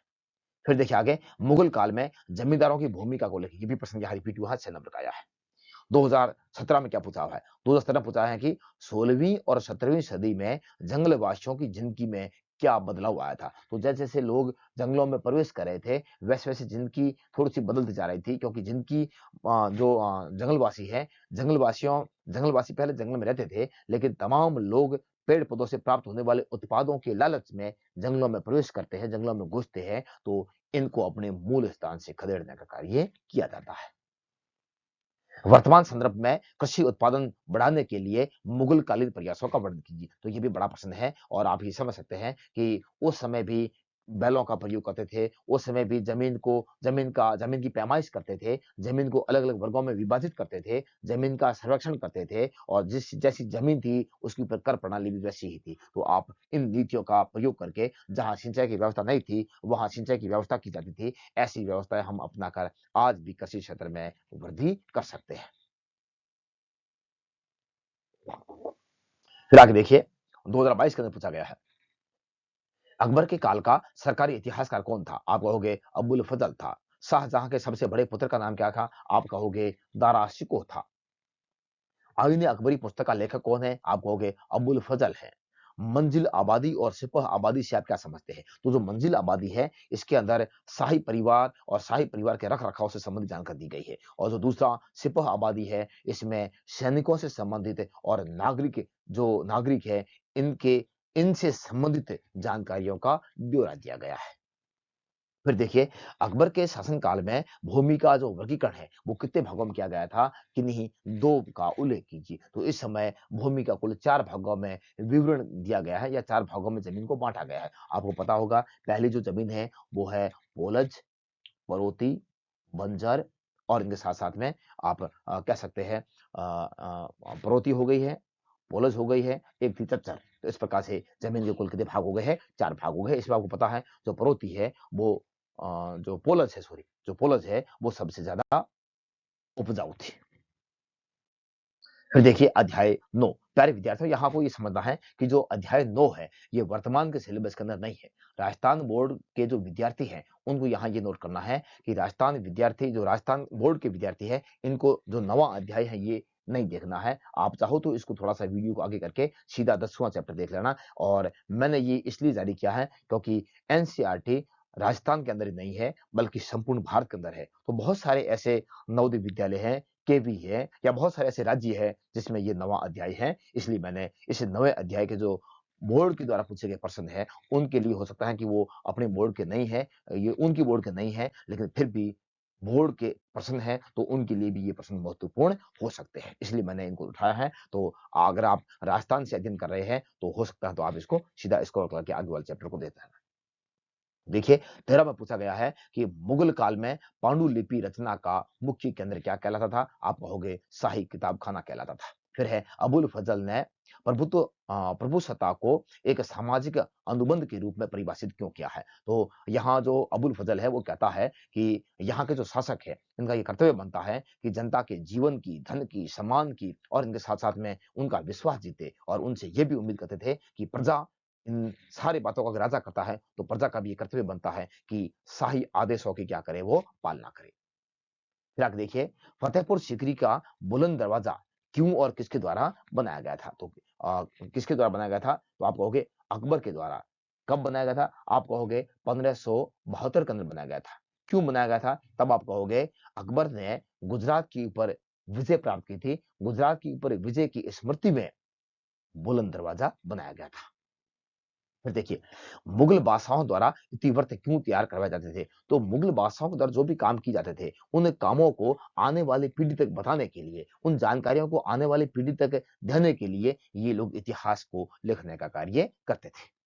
फिर देखिए, आप जात या संवार से क्या समझते हैं? स्पष्ट कीजिए। जात जो है प्यारे विद्यार्थियों, जात जो है ये अधिकारी के पद और वेतन का सूचक है। जात जो है वो अधिकारी अधिकारी के पद और वेतन का सूचक है। और जो संवार है, संवार में कितने घोड़े रखने अपेक्षित है, उससे कितने घोड़े रखवाने हैं, ये एक प्रकार से संवार का प्रतीक है। तो इस प्रकार से आप इनको सामूहिक रूप से कह सकते हैं मनसबदारी व्यवस्था। मन शब मनसबदार, इनको आप मनसबदार व्यवस्था भी कह सकते हैं। नेक्स्ट देखिए, कौन सा किला सफावियों और मुगलों की मुगलों के बीच झगड़े का प्रमुख कारण था? तो ये था कंधार का किला। कौन सा? कंधार का किला। बासानामा के दरबारी दृश्य में अंकित शांति पूर्वक चिपट कर बैठे हुए शेर एवं बकरी क्या संदेश देती है? यानी कि आप देखोगे तो बादशाह नामा का चित्र है जिसके एक चित्र के अंदर शेर भी बैठा है और उसके साथ में बकरी भी बैठी है, दोनों ही एक दूसरे को चिपक कर बैठे हैं। ये किस चीज का संदेश दे रहे हैं? तो प्यारे विद्यार्थियों, ये सद्भाव का और आपसी तालमेल का और आपसी समानता का प्रतीक है। फिर देखिए, मुगल दरबार में प्रचलित अभिवादन के दो तरीके लिखिए। एक है सजदा और दूसरा है जमीबोस। जमीबोसी कह दो। फिर है अबुल फजल के अनुसार मुगल मुगल बादशाह प्रजा के किन किन शत्रुओं की रक्षा करते हैं? तो मुगल बादशाह प्रजा के जीवन की रक्षा करता है, मुगल बादशाह प्रजा के धन की रक्षा करता है, मुगल बादशाह प्रजा का सम्मान करती है और मुगल बादशाह प्रजा में अपना विश्वास बरकरार रखती है। अगला देखिए, 2016 के अंदर पूछे गए प्रश्न, हुमायूं नामा की रचना किसने की थी? आप कहोगे गुलबदन बेगम ने की थी। सिजदा तथा जमीबोसी क्या है? सिजदा के अंदर जब भी बादशाह के सामने कोई व्यक्ति जाता था, तो अपना सर झुकाकर नमस्कार करते थे, उसको कहते हैं सिजदा। और जमीबोसी जो है, जैसे ही कोई बादशाह बैठा है, तो बादशाह के आगे जाकर नतमस्तक हो जाते थे और नतमस्तक होकर उनके पैरों को चूमने का काम करते थे, इसको कहते हैं जमीबोसी। फिर देखिए, सुलह एक कुल की नीति या नीति एकीकरण का प्रमुख स्रोत है, उल्लेख कीजिए। तो प्यारे विद्यार्थियों, अकबर के शासनकाल में सुलह ए कुल की नीति को प्रतिपादित किया गया था। इसमें मुगल काल में या मुगल साम्राज्य में निवास करने वाले सभी धर्मों, नरजातीय, धार्मिक समुदायों के बीच शांति, सद्भावना एवं एकीकरण से प्रेरित ये विचारधारा थी। अब देखिए, मुगलों की घरेलू दुनिया की ओर संकेत करने के लिए किस शब्द का प्रयोग किया गया था? तो हरम का किया गया था। फिर देखिए, महाभारत का फारसी अनुवाद किस नाम से जाना जाता है? आप कहोगे रज़्मनामा के नाम से। किसके नाम से? रज़्मनामा के नाम से। अकबर द्वारा जजिया कर कब समाप्त किया गया था? आप कहोगे 1565 के अंदर किया गया था। अकबर द्वारा फारसी को फारसी को मुगल दरबार की मुख्य भाषा क्यों बनाया गया था? तो फारसी भाषा जो है, प्यारे विद्यार्थियों, अकबर ने ईरान के साथ अपना संबंध स्थापित करने के लिए, ईरान के साथ में अपना संबंध स्थापित करने के लिए और ईरान की संस्कृतियों का पालन करने के लिए इन्होंने मुख्य रूप से फारसी भाषा का प्रयोग किया था। 2023 के अंदर यहाँ से क्या-क्या प्रश्न पूछे उसको देखिए आप। मुगल वंश का अंतिम शासक कौन है? आप कहोगे बहादुर शाह जफर है। अबुल फजल की हत्या कब और किसने की थी? तो अबुल फजल की जो हत्या है वो 1602 ईस्वी में और किसने की थी? वीर सिंह बूंदीला ने की थी। देखिए अगला चैप्टर, चैप्टर नंबर है 10 और ये है उपनिवेशवाद और देहात। 2013 के अंदर क्या प्रश्न पूछे उसको देखिए आप। 2013 में पूछा गया है संथालों और पहाड़ियों के बीच लड़ाई हल और कुदाल के बीच की लड़ाई थी। इसको सिद्ध कीजिए। प्यारे विद्यार्थियों, यहाँ ये इसलिए कहा गया है क्योंकि संथालों का जो प्रतीक चिन्ह है वो था प्यारे विद्यार्थियों हल और पहाड़ियों का जो प्रतीक चिन्ह है वो है कुदाल।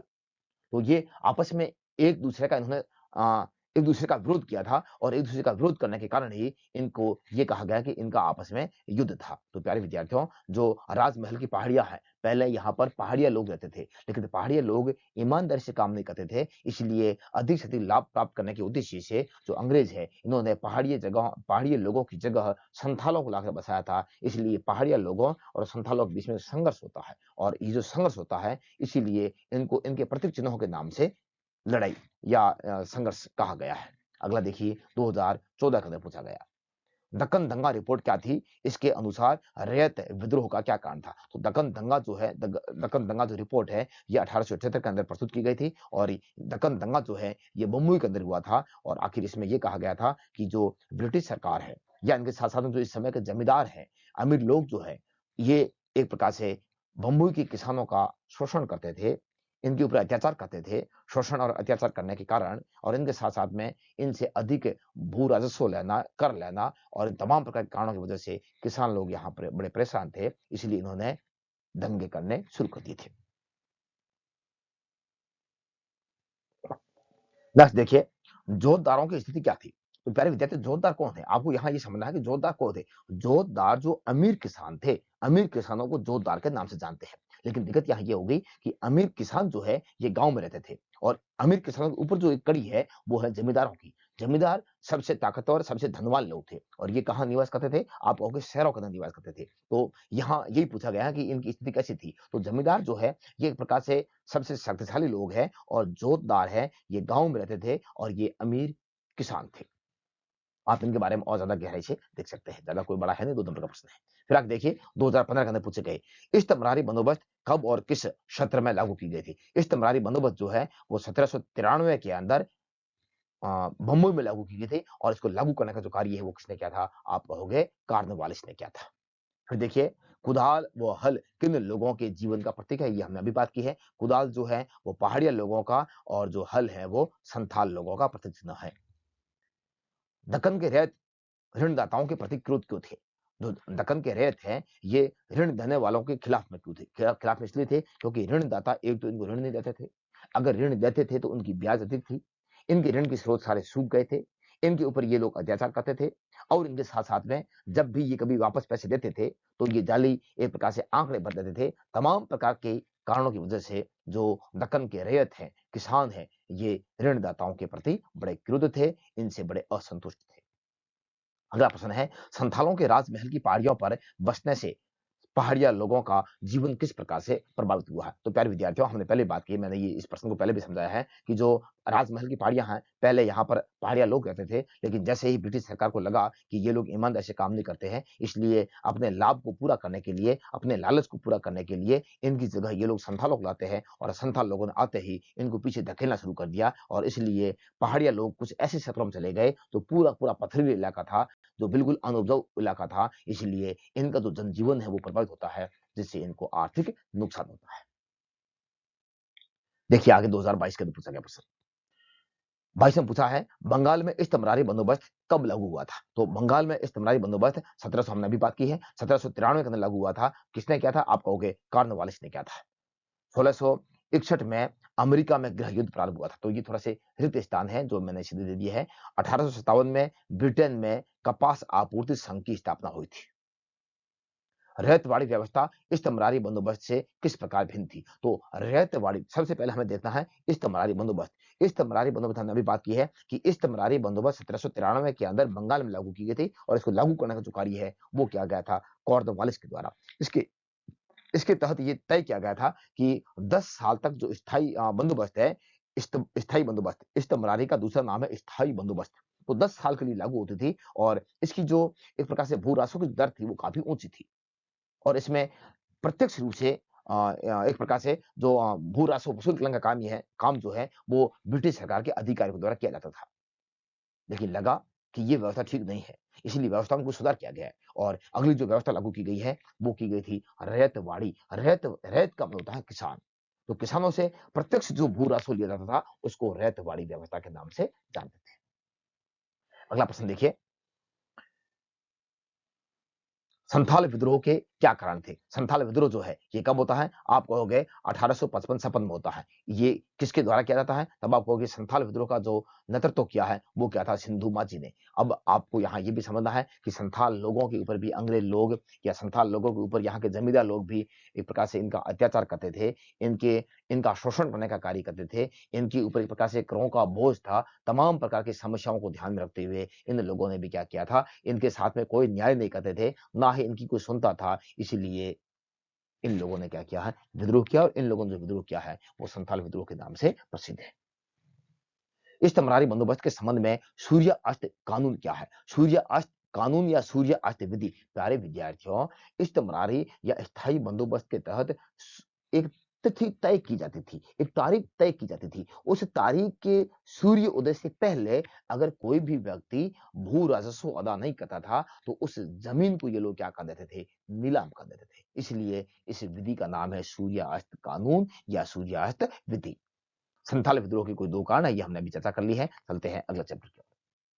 अगला जो चैप्टर है वो है चैप्टर नंबर 11। चैप्टर नंबर 11 जिसका नाम है विद्रोही और राज। विद्रोही और राज, इसको देखिए आप, 2013 में प्रश्न पूछा गया है। अवध पर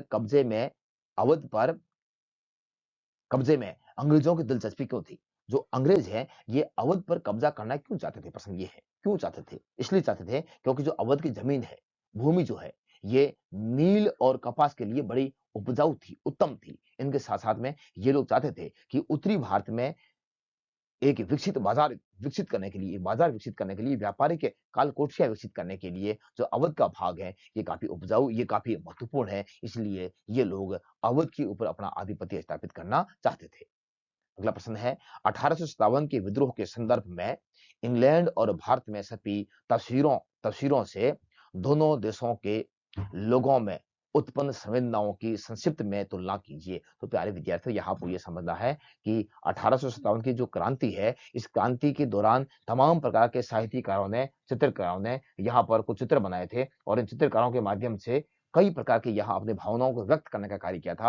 और इनके साथ-साथ हम ये समझ सकते हैं कि अलग-अलग जो क्षेत्रों के चित्रकार हैं, साहित्यकार हैं, ये लोग अपने देश को महत्वपूर्ण साबित करने के लिए, अपने लोगों को महत्वपूर्ण साबित करने के लिए चित्र बनाए। जैसे कि अगर भारत की बात की जाए, तो भारत में रानी लक्ष्मीबाई को एक प्रकार से फौजी पोशाक में चित्रित किया गया था। फिर आप देखिए, बीसवीं सदी के राष्ट्रवादी आंदोलन को 1857 के घटनाक्रम से क्या प्रेरणा मिल रही थी, स्पष्ट कीजिए। क्या प्रेरणा मिल रही थी, स्पष्ट कीजिए। देखिए, बीसवीं सदी के जो कलाकार हैं, इन कलाकारों ने और साहित्यकारों ने विद्रोह के नेताओं को ऐसे नायकों के रूप में प्रस्तुत किया जो देश को रण क्षेत्र की ओर ले जाते थे। इतना ही नहीं, बल्कि इस समय के एक जो नेता थे, सारे जो क्रांतिकारी थे, इन क्रांतिकारियों के त्याग और बलिदान को देखते हुए 20वीं शताब्दी के नेता है, इन्होंने भी इसकी प्रेरणा ली और 20वीं सदी के लोगों ने भी विद्रोह करना शुरू किया, क्रांतियां करनी शुरू की और आंदोलन करने शुरू की, राष्ट्रवादी भावनाओं का विकास करना शुरू किया। अगला प्रश्न देखिए, कल अ, कला कला और साहित्य, यहां कला है, ये ध्यान रखना। कला और साहित्य ने 1857 की स्मृति स्मृति को जीवित रखने के लिए किस प्रकार योगदान दिया था? तो यहां आपको ये देखना है कि जो कलाकार हैं, साहित्यकार हैं, इन्होंने 1857 की स्मृति को जीवित रखने के लिए कई प्रकार के चित्र बनाए थे, कई प्रकार के साहित्य लिखे थे। साहित्य और कलाकारों के साहित्य और चित्रों के माध्यम से इन्होंने इस व्यवस्थाओं को जीवित रखने का कार्य किया था। फिर देखिए, 2016 के अंदर प्रश्न पूछा गया है, झांसी में 1857 के विद्रोह का नेतृत्व किसने किया था? तो किसने किया था? रानी लक्ष्मीबाई ने किया था। 1857 के विद्रोह के समय मुगल बादशाह कौन था? तो कौन था? बहादुर शाह जफर था। 1857 के विद्रोह को कुचलने के लिए ब्रिटिश सरकार ने अंग्रेजों द्वारा कौन कौन से ऐसे कदम उठाए गए थे? तो क्या क्या उठाया था? एक तो उठाया था मार्शल लॉ। क्या उठाया था? Martial law.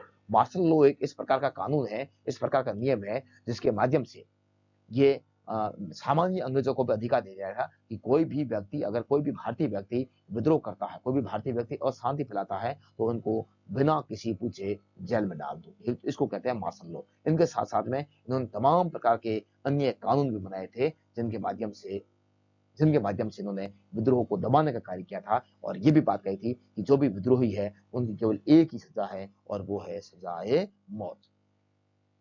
फिर आगे देखिए, 2017 में पूछा गया है, देह से जान जा चुकी थी कथन को अवध के नवाब के निष्कासन के क्रम को स्पष्ट कीजिए। अब देह से जान जा चुकी थी, यानी इसका मतलब यह है कि जो अलाउद्दीन खिलजी है, सॉरी नाम गलत हो गया, जो डलहौजी है, डलहौजी जो है, इस डलहौजी ने एक नीति अपनाई थी, व्यापक की नीति। व्यापक नीति के माध्यम से डलहौजी ने अवध जो है, इसका ब्रिटिश साम्राज्य के अंदर विलय कर दिया था। विलय कब किया था? तब आप कहोगे 1856 के अंदर किया था। इस समय अवध का शासक कौन था? तब आप कहोगे वाजिद अली शाह था। कौन था? वाजिद अली शाह था।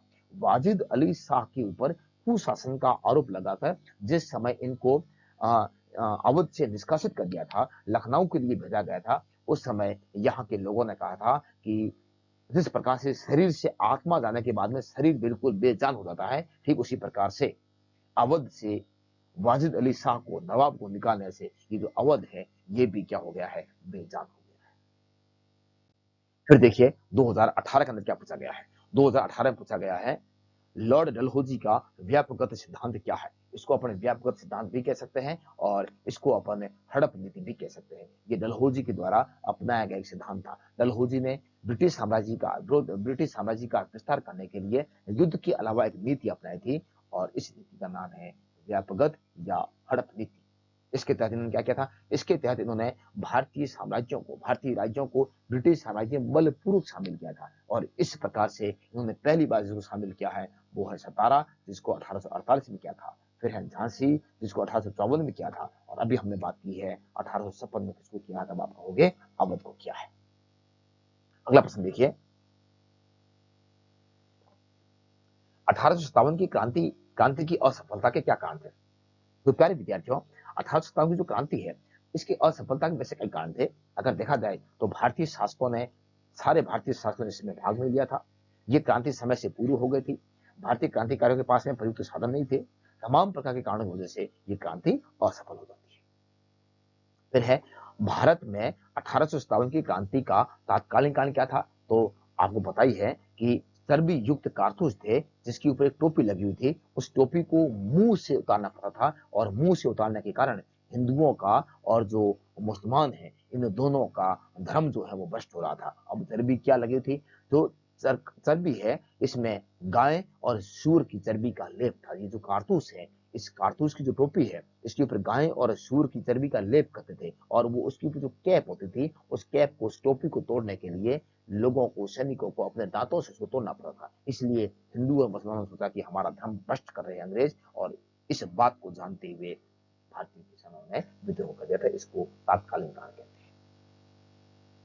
1857 ईस्वी की क्रांति को जन क्रांति की संज्ञा क्यों दी जाती है, किसने दी है? तब आप कहोगे वीडी सावरकर ने ये कहा था, क्योंकि ये भारत का प्रथम स्वतंत्रता संग्राम है और इसमें सारे भारतीयों ने बढ़ चढ़कर भाग लिया था, इसलिए इसको जन क्रांति के नाम से जानते हैं। फिर आगे देखिए, आप कैसे कह सकते हैं कि भारतीय नरेशों के असहयोग के कारण 1857 की क्रांति असफल हुई? तो आपको पता है कि भारत के जो जाने माने विद्वान है, जाने माने जो योद्धा है, चाहे आप राजपूतों को देख लो, चाहे आप सिखों को देख लो, चाहे आप दक्षिण भारत के कुछ रजवाड़ों को देख लो, ये कुछ ऐसे जाने माने योद्धा थे, लेकिन इन्होंने, ये अपने युद्ध कौशल के लिए पूरे भारत में प्रसिद्ध थे, लेकिन इन्होंने 1857 की क्रांति में भाग नहीं लिया था, इसलिए 1857 की क्रांति असफल हो जाती है।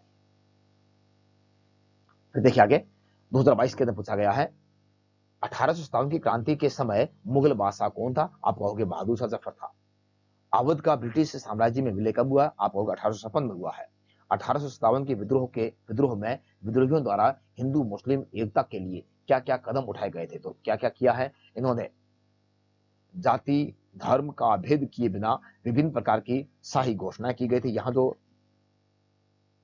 जो शासक है बहादुर शाह जफर, इन बहादुर शाह जफर ने किसी भी प्रकार का भेदभाव किए बिना, जाति के आधार पर, धर्म के आधार पर भेदभाव किए बिना शाही घोषणा की गई थी। इतना ही नहीं, बल्कि इनके साथ साथ में बहादुर शाह जफर ने जो भी यहाँ घोषणा की थी, उन घोषणाओं में विशेषकर मोहम्मद पैगंबर और इनके साथ साथ में महावीर की दलील देते हुए इन लोगों में एकता स्थापित करने का काम किया था, और एकता स्थापित करने के लिए प्रेरित करने का काम किया था।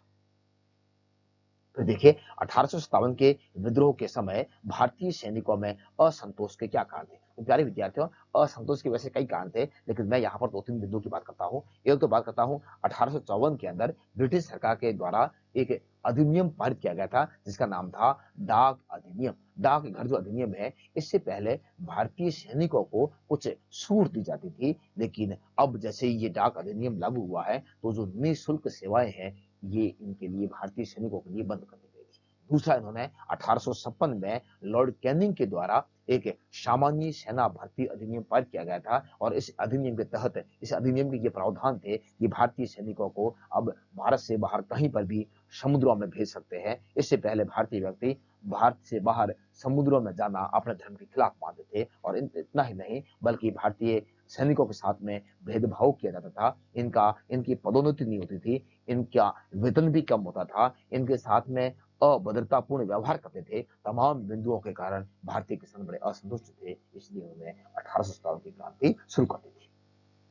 फिर आगे देखिए, अंग्रेजों द्वारा अवध का अधिग्रहण किस वर्ष किया गया था? अभी हमने बात की है 1857 किया गया है। फिर है 1857 के विद्रोह में मौलवी अहमदुल्ला शाह के योगदान का उल्लेख कीजिए। तो मौलवी जो अहमदुल्ला है, एक प्रकार से लोग इनको डंका शाह के नाम से पुकारते थे, क्योंकि ये जहां भी जाते थे इनके साथ में ढोल बजाने वाले साथ चलते थे, इसलिए इनको डंका शाह कहते थे। और ये इतने एक प्रकार से दबंग थे कि जो 22वीं नेटिव इन्फेंट्री है, इन नेटिव इन्फेंट्री ने इसको अपना नेता स्वीकार कर लिया था। इसके साथ साथ में इसके अंदर जो गुण थे, वो बहुत ही अच्छे गुण होने के कारण एक प्रकार से पैगंबर का इनको आदर्श कहते थे। तो इस प्रकार से ये इसकी कुछ विशेषताएं थी, ये कुछ गुण थी।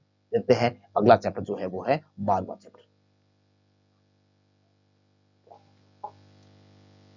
12वां चैप्टर जो है वो है औपनिवेशिक शहर। और औपनिवेशिक जो शहर है प्यारे विद्यार्थियों, ये भी अभी राजस्थान माध्यमिक शिक्षा बोर्ड के अंदर नहीं है, लेकिन एनसीईआरटी के अंदर है। जो विद्यार्थी राजस्थान से बाहर के विद्यार्थी हैं, वो इसको अवश्य देखें, और जो राजस्थान के विद्यार्थी हैं, उनको इस अध्याय को देखने की आवश्यकता नहीं है। देखिए 2013 के अंदर जो प्रश्न पूछा गया है वो है, ईस्ट इंडिया कंपनी द्वारा अपनी बस्तियों की किलेबंदी करने का प्रमुख उद्देश्य क्या था? तो प्यारे विद्यार्थियों, ये किलेबंदी इसलिए करते थे ताकि ये अपनी रक्षा कर सके। ये अपनी रक्षा के लिए, अपनी सुरक्षा के लिए अपने शहरों की किलेबंदी करते थे, अपनी बस्तियों की किलेबंदी करते थे। 18वीं शताब्दी के अंत तक भारत में स्थल आधारित साम्राज्यों का स्थान किसने ले लिया था? जल आधारित शक्तिशाली यूरोपीय साम्राज्य ने ले लिया था। वाक्य स्पष्ट कीजिए। इसका मतलब ये है प्यारे विद्यार्थियों कि अंग्रेजों से पहले, यूरोपीय लोगों से पहले भारत के अंदर जो ताकतवर लोग थे वो स्थल मार्ग के माध्यम से यात्राएं करते थे। और जैसे ही भारत में यूरोपीय कंट्रीज के लोग आते हैं या यूरोपियन लोग आते हैं या अंग्रेज आते हैं, फ्रांसीसी आते हैं, डच आते हैं, वेनिस आते हैं, पुर्तगाली आते हैं, तो ये सारे यूरोपीय कंट्रीज थे और ये समुद्रों के मार्ग के माध्यम से आए थे। इसलिए इन्होंने भारत में आने के बाद में जो भी पहले व्यापार करने वाले, पहले जो शक्तिशाली मुगल वगैरह थे, इन सब के ऊपर अपना आधिपत्य स्थापित करके एक पुनः भारत में नया साम्राज्य स्थापित किया था। देखिए 2014 के अंदर औपनिवेशिक भारत में स्थापित 2 हिल स्टेशनों के नाम लिखिए। तो वैसे हिल स्टेशन एक तो हो गया आपका शिमला, दूसरा हो गया है माउंट आबू, तीसरा आपको पता है दार्जिलिंग था। 18वीं शताब्दी के प्रारंभिक वर्षों में औपनिवेशिक सरकार ने नगरों के लिए मानचित्र तैयार करने पर ध्यान क्यों दिया था? तो मानचित्र तैयार इसलिए करते थे कि कहां पर कैसी आबादी है, कहां पर किस व्यवस्थाओं की आवश्यकता है, या जनसंख्या का घनत्व क्या है, कितने लोग कहां रह रहे हैं, या अगर युद्ध करते हैं तो भौगोलिक स्थल कैसा है, तमाम प्रकार की जानकारियों के लिए ये लोग मानचित्र तैयार करते थे। 2015 में पूछा गया है gateway of India, gateway of India कब एवं कहां बनाया गया था? तो गेटवे ऑफ इंडिया जो है ये 1911 में मुंबई में बनाया गया था। कलकत्ता नगर नियोजन में लॉटरी कमेटी के कार्यों की वर्तमान संदर्भ में प्रासंगिकता स्पष्ट कीजिए। तो लॉटरी कमेटी जो है इसका प्रमुख कार्य था नगरों का विकास करना, और आज भी ऐसी बहुत सारी कमेटियां बनी हुई है जो नगरों का विकास करने में अपना योगदान देती है।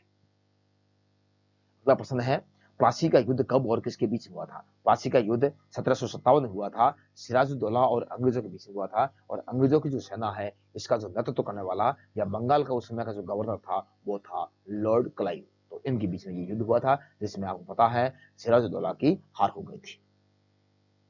औपनिवेशिक शहरों में रिकॉर्ड्स संभाल कर क्यों रखे जाते थे? रिकॉर्ड इसलिए रखते थे ताकि कितने लोग मर रहे हैं, कितने लोग जन्म ले रहे हैं, लोगों का औसत क्या है, या किस क्षेत्र में लोग कितने रह रहे हैं, इन तमाम प्रकार की जानकारी के लिए ये लोग क्या करते थे? रिकॉर्ड संभाल कर रखते थे। महामारी कैसी है या बीमारी कौन चल रही है, कहाँ किस बीमारी से कितने लोग मर रहे हैं, तमाम प्रकार की जो बातें हैं, तथ्य जो है, इनको संभाल कर रखने के लिए ये लोग क्या करते थे? रिकॉर्ड संभाल कर रखते थे।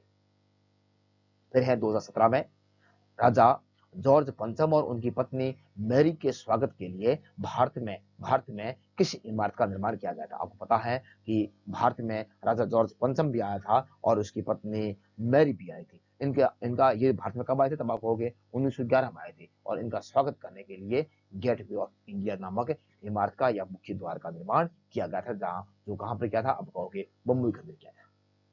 फिर है ब्रिटिश काल में हिल स्टेशन क्यों स्थापित किए गए? वर्तमान में इसकी प्रासंगिकता का उल्लेख कीजिए। तो जो हिल स्टेशन है ये एक प्रकार से हिल स्टेशन इसलिए स्थापित किए गए थे क्योंकि हिल स्टेशनों की जो जलवायु है वो बड़ी नम होती है, वो ठंडी होती है, वो यूरोपीय जलवायु से मिलती जुलती होती है, जो अंग्रेज लोगों के रहने के अनुकूल होती है। इसलिए हिल स्टेशनों पर इन्होंने अपना स्टेशन बनाया था, और ये आज भी हम देखते हैं, आज भी जो अमीर लोग हैं या जो धनवान लोग हैं ये हमेशा गर्मियों के दिनों में बहुत ही ठंडे इलाकों में घूमना सैर करना पसंद करते हैं। प्लासी के युद्ध के किन्हीं 4 कारणों का उल्लेख कीजिए। प्लासी का जो युद्ध है ये 1857 के अंदर हुआ था, और हमने पहले भी चर्चा की है कि प्लासी का युद्ध जो है वो सिराजुद्दौला और अंग्रेजों के बीच में हुआ था, जिसमें अंग्रेजों की जीत हुई थी। युद्ध के तो कई परिणाम है, क्योंकि सिराजुद्दौला जिस आदेशों को जारी करते थे उनको अंग्रेज मानने के लिए तैयार नहीं थे। इसलिए अंग्रेज जो है ये हमेशा सिराजुद्दौला की बातों को नजरअंदाज करते थे। सिराजुद्दौला ये भी चाहता था कि मैं शासक बना हूं, इसलिए अंग्रेज मुझे कुछ उपहार दे, लेकिन अंग्रेज किसी भी सूरत में उनसे मिलना भी पसंद नहीं करते थे। तमाम प्रकार की वजहों से प्लासी का युद्ध हुआ था। बाकी आपको पता ही है कि अंग्रेज लोग जो है वो बड़े महत्वाकांक्षी थे, वो अपने साम्राज्य की स्थापना। फिर है अखिल भारतीय जनगणना का पहला प्रयास कब हुआ था? तब आप कहोगे 1872 में हुआ था। फिर है गेटवे ऑफ इंडिया नामक गेटवे ऑफ इंडिया का निर्माण क्यों करवाया गया था? तो ये हमने अभी बात की है, जॉर्ज पंचम और उसकी पत्नी मैरी के स्वागत के लिए बनाया गया था। फिर है अंग्रेजों द्वारा भारत में सार्वजनिक भवनों में नव शास्त्रीय विधि का प्रयोग क्यों किया गया था? क्योंकि नव शास्त्रीय जो विधि है ये भारत में अंग्रेज लोगों के रहने के लिए, अंग्रेज साम्राज्य के लिए एक प्रकार से अनुकूल शैली थी, और इतना ही नहीं बल्कि क्योंकि जो ये नव शास्त्रीय शैली है, इसका निर्माण जो है वो भूमध्य सागर में हुआ था, भूमध्य सागरीय क्षेत्र में हुआ था, इसलिए ये बड़ी उष्णकटिबंधीय मौसम के अनुकूल थी और इसलिए भारत में जो भी इमारतों का निर्माण किया गया था उसमें अंग्रेजों ने विशेषकर इसी शैली का प्रयोग किया था। फिर आगे देखिए, आप कैसे कह सकते हैं कि 18वीं शताब्दी में भारतीय शहरों के स्वरूप में परिवर्तन का एक नया चरण प्रारंभ होता है। तो आपको पता है कि 18वीं शताब्दी में भारतीय शहरों का एक नया स्वरूप इसलिए विकसित होता है क्योंकि इससे पहले के जो शहर थे, मुगल काल के अंदर जो शहर थे, उनका महत्व धीरे धीरे खत्म हो जाता है और उसकी जगह अंग्रेजों ने कुछ शहर विकसित किए थे, जैसे कि मुंबई है, कलकत्ता है, मद्रास है। इनका महत्व बढ़ता है क्योंकि अंग्रेजों ने अपनी सुविधा के हिसाब से इन नगरों का निर्माण किया था या विकास किया था। देखिए, आप कैसे कह सकते हैं कि औपनिवेशिक सरकार के लिए शहरों के मानचित्र तैयार करवाना उपयुक्त है, ये हमने भी चर्चा की है। देखिए, 1856 में बंगाल के नवाब कौन थे? नवाब कहोगे सिराजुद्दौला थे। फिर है गेटवे ऑफ इंडिया, अभी प्रश्न बुक में आ गया है। गेटवे ऑफ इंडिया किस स्थापत्य शैली का उदाहरण है? आप कहोगे परंपरागत गुजराती शैली का उदाहरण है। परंपरागत गुजराती शैली का उदाहरण है। फिर है सिद्ध कीजिए कि औपनिवेशिक शहर नए शासकों की वाणिज्यिक संस्कृति को प्रतिबिंबित करते हैं, यानी जो भी अंग्रेजों के द्वारा शहर विकसित किए गए हैं वो अपने व्यापारिक गतिविधियों को अंजाम देने के लिए किए गए थे, इसलिए ये एक प्रकार से व्यापारिक संस्कृति के प्रतिबिंबित उनको दर्शाने का काम करते हैं। फिर है अध्याय नंबर 13, महात्मा गांधी और राष्ट्रीय आंदोलन।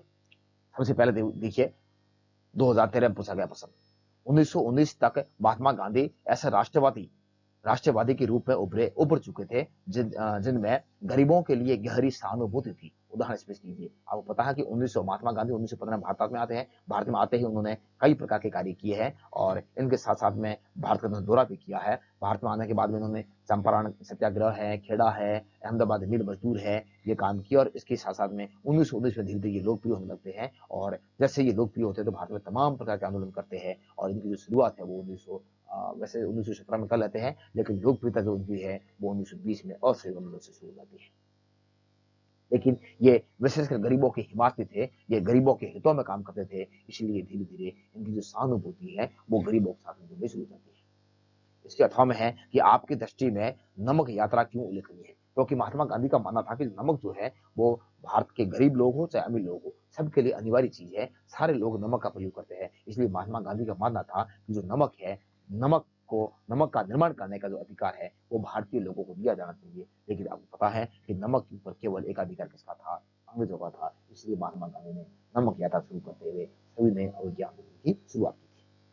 अगला प्रश्न है असहयोग आंदोलन के कारणों का मूल्यांकन कीजिए। असहयोग आंदोलन 1920 से 22 तक चला था और आपको पता है 22 में इस आंदोलन को स्थगित कर दिया गया था, वापस ले लिया गया था। तो इसके कारणों की बात की है तो इससे पूरा अगर आप बात करते हैं तो तमाम प्रकार के कारण है। अंग्रेज व्यक्ति भारतीय लोगों का शोषण करते थे। अंग्रेज लोगों ने प्रथम विश्व युद्ध से पहले ये वादा किया था कि हम देश को आजाद करेंगे या स्वतंत्रता देंगे, वो भी नहीं दी थी। इनके साथ अंग्रेज लोगों ने जलियांवाला बाग हत्याकांड जैसी घटनाओं को अंजाम दिया था। इनके साथ साथ उन्होंने मार्शल लॉ भी लागू किया था। इनके साथ साथ उन्होंने विशेषकर अगर देखा जाए तो रोलेट एक्ट भी लागू किया था और जो असही और जो एक प्रकार से खिलाफत आंदोलन जो है ये भी शुरू कर दिया था। तो ऐसे बहुत सारी घटना है जिसकी वजह से असहयोग आंदोलन महात्मा गांधी ने शुरू किया था।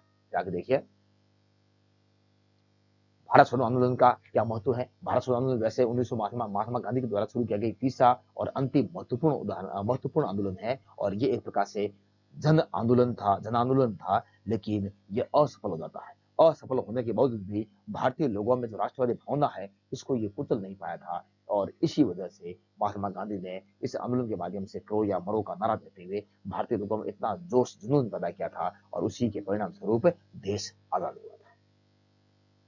आपकी दृष्टि में दांडी यात्रा क्यों उल्लेखनीय है? तो आपको पता है दांडी यात्रा 12 मार्च 1930 को साबरमती आश्रम से शुरू हुई थी और 5 मार्च को शाम को पहुंच गए थे और 6 मार्च को महात्मा गांधी ने समुद्र तट पर नमक उबालकर अपने हाथ में लेकर सविनय अवज्ञा आंदोलन को शुरू किया था। तो इसके भी कारणों को आप आराम से चर्चा कर सकते हैं। ये रोलेट एक्ट है, खिलाफत आंदोलन है, ये बड़े कारण है, आप इसको थोड़ा सा कॉपी करेंगे। 2016 में नमक कानून स्वतंत्रता संघर्ष का महत्वपूर्ण मुद्दा है। अभी हमने बात की नमक कानून के बारे में। गांधी जी की दांडी मार्च का विस्तृत उल्लेख किया, अभी हमने बात की है, ये ऊपर चर्चा की है।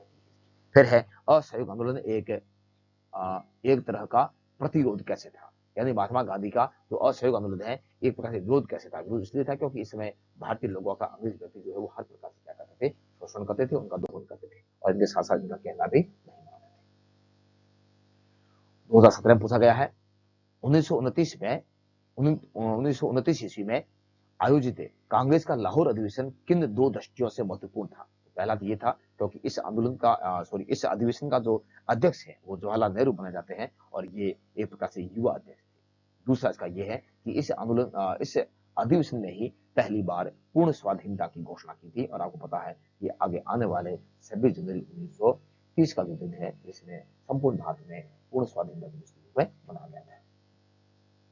महात्मा गांधी ने स्वयं को आम लोगों जैसा दिखाने के लिए क्या किया था। तो महात्मा गांधी आपको पता है सामान्य लोगों जैसे कपड़े पहनते थे, वो धोती में रहते थे, सामान्य लोगों की भाषा बोलते थे, वो सूट बूट का परित्याग करते हैं और जब भी कोई सामान्य लोगों की समस्या आती है तो हमेशा उनके साथ में खड़े हो जाते थे। फिर है भारत छोड़ो आंदोलन के उदय के कारण बताते हुए प्रमुख कार्यक्रम और गतिविधियों में प्रकाश डाली। तो प्यारे विद्यार्थियों, आप ये अच्छी तरह से देख रहे हैं कि महात्मा गांधी का भारत छोड़ो आंदोलन, असहयोग आंदोलन या सविनय अवज्ञा आंदोलन, तीनों में से हर बार एक पर्सन रिपीट हो रहा है। आप इसको अच्छी तरह से देख सकते हैं। इसलिए मैं हमेशा कक्षा में भी कहता हूं और आप सभी को, मेरे यूट्यूब सब्सक्राइबर को भी कहना चाहूंगा कि जो भी क्लास 12th में पढ़ने वाले विद्यार्थी हैं वो इस 13वें अध्याय में से महात्मा गांधी का एक अच्छी तरह से आंदोलन रट लें, क्योंकि यहाँ से आपको डेफिनेटली एक आंदोलन मिलेगा। फिर यहाँ वापस उसी की बात की गई है जो बंगाल विभाजन है। हालांकि आज सिलेबस में है नहीं, तो उस समय सिलेबस में था। तो बंगाल विभाजन 1905 में हुआ था और 1911 में इसको रद्द कर दिया गया था और इसी समय भारत की राजधानी कलकत्ता से दिल्ली स्थानांतरित कर दी गई थी। प्रवीण मिश्रा को पता है 1946 में आया था, ज्यादा इसकी भी अपनी यहाँ चर्चा नहीं करेंगे, आज और इसकी चर्चा करने वाले हैं।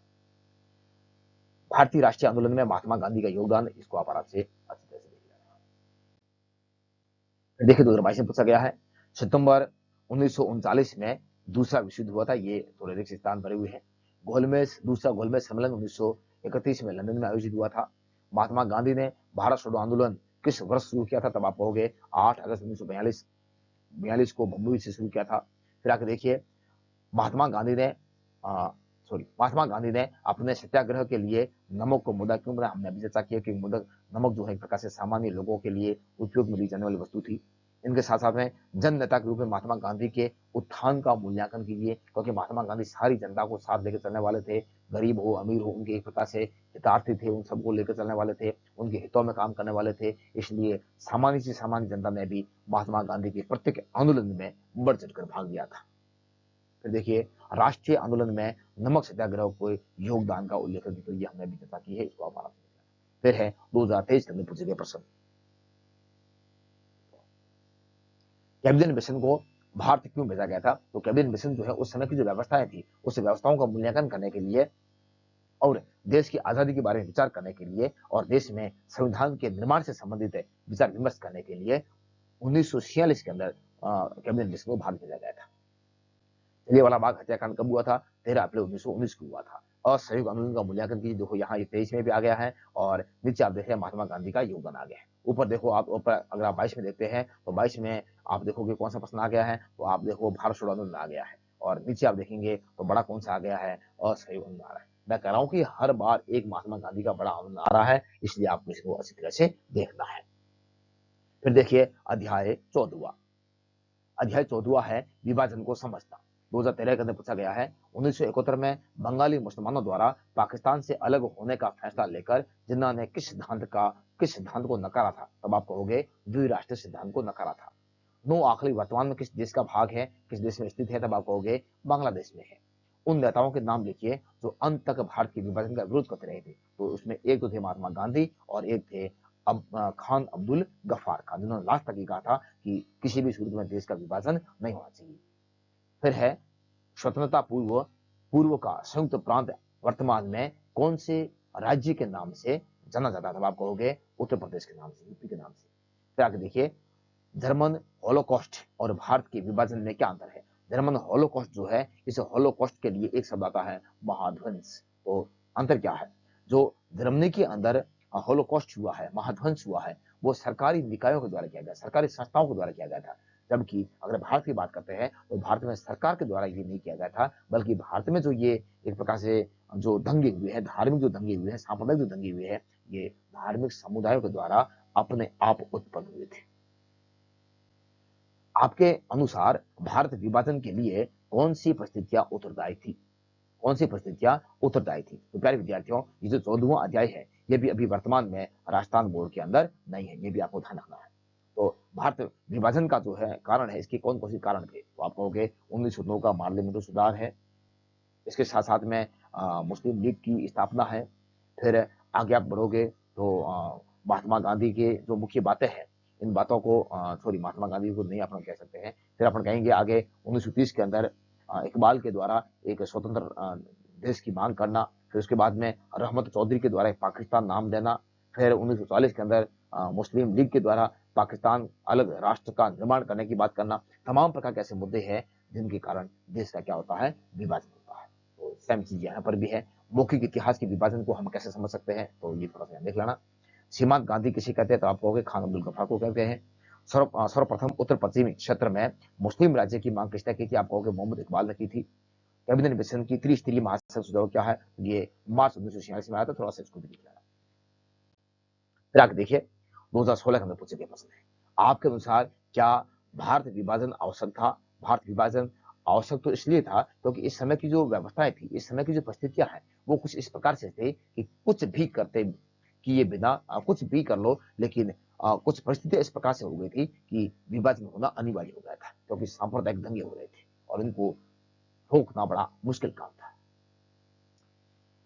1937 के प्रांतीय चुनाव व कांग्रेस की भूमिका पर लेख लिखिए। तो आपको पता है 1937 के अंदर पहली बार प्रांतीय चुनाव हुए थे। इस समय भारत में कुल 11 प्रांत थे। 11 प्रांतों में से 8 प्रांतों में कांग्रेस की सरकार बनी थी और केवल मुस्लिम लीग को कहीं पर भी प्रत्यक्ष चुनाव मतलब एक प्रकार से इनका कहीं पर भी पूर्ण बहुमत की सरकार नहीं बनी थी। केवल 2 ऐसे क्षेत्र थे जहां पर इन्होंने गठबंधन सरकार बनाई थी। एक तो बंगाल में बनाई थी। बंगाल में इन्होंने कृषक प्रजा पार्टी के साथ मिलकर अपनी सरकार बनाई थी। ये प्रजा है, प्रजा के साथ मिलकर बनाई थी। और एक लीग है, मुस्लिम लीग है। इसके साथ साथ इन्होंने पंजाब में बनाई थी और पंजाब में यूनियनिस्ट के साथ मिलकर सरकार बनाई थी। इसलिए यहाँ पर इनको पूर्ण बहुमत नहीं मिला और पूर्ण बहुमत न मिलने के कारण इन्होंने भारतीय राष्ट्रीय कांग्रेस के साथ मिलकर यूपी के अंदर सरकार बनाने की बात की थी, लेकिन भारतीय राष्ट्रीय कांग्रेस ने मना कर दिया और यहीं से मुस्लिम लीग ने ये मान लिया कि भारत के अंदर रहना है तो हमारे हितों की कोई बात नहीं करेंगे, इसलिए हमें एक स्वतंत्र राष्ट्र की मांग करनी पड़ेगी। और इसके तुरंत बाद में आपको पता है कि मुस्लिम लीग ने 1940 के अंदर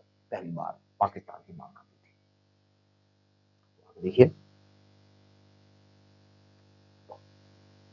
भारत विभाजन के समय औरतों के साथ कैसा अनुभव था? औरतों के साथ बहुत अत्याचार हुए थे। औरतों के साथ बलात्कार हुए थे। औरतों को मारा पीटा गया था। इनको बेघर कर दिया गया था। इनको बेचा गया था। तो इसके अलावा आप इसको किताब के अंदर पढ़ सकते हैं आराम से। तो ये जो परिस्थितियां हैं, ये भी हमने बात कर दी है। प्रांतीय संसदों के गठन के लिए पहली बार उत्तरदायी सरकार कब बनी थी, ये हमने बात की है, 1937 से बनी थी। 1920 के दशक में भारत में सांप्रदायिक तनाव के कोई 2 कारण लिखिए। इस समय मुसलमानों को मस्जिदों के सामने संगीत, गोरक्षा आंदोलन जैसे मुद्दों का विरोध करना पड़ा था, मुद्दों से जूझना पड़ा था और हिंदू जो है इनको मुस्लिम संगठनों के प्रचार प्रसार का एक प्रकार से सामना करना पड़ा था। इसलिए आपस में दोनों ही झगड़ रहे थे दिल्ली, और आपस में झगड़ने के कारण आखिर खुलकर एक दूसरे के दुश्मन हो गए, जिसका परिणाम देश का विभाजन हुआ। तो हमने इसके बारे में भी बात कर ली है। लास्ट में जो मुस्लिम लीग है, कैबिनेट मिशन के प्रयासों को ये इसने अस्वीकार इसलिए किया था क्योंकि कैबिनेट मिशन के अंदर कहीं पर भी ये प्रावधान नहीं था कि पाकिस्तान नाम का कोई देश होगा और पाकिस्तान के बारे में उल्लेख नहीं किया था। इसलिए मुस्लिम लीग ने कैबिनेट मिशन को भी अस्वीकार कर दिया था। अब प्यारे विद्यार्थी आप देते हैं लास्ट अध्याय है जिसका नाम है संविधान का निर्माण। संविधान निर्माण, और ये बड़ा महत्वपूर्ण पाठ है। देखिए इसमें भारतीय संविधान के विषयों में 3 सूचियों और अनुच्छेद 356 का उल्लेख कीजिए। 3 सूचियां कौन सी हैं? तो आप कहोगे संघ सूची, सबसे पहले संघ सूची, राज्य सूची और संवर्धित सूची।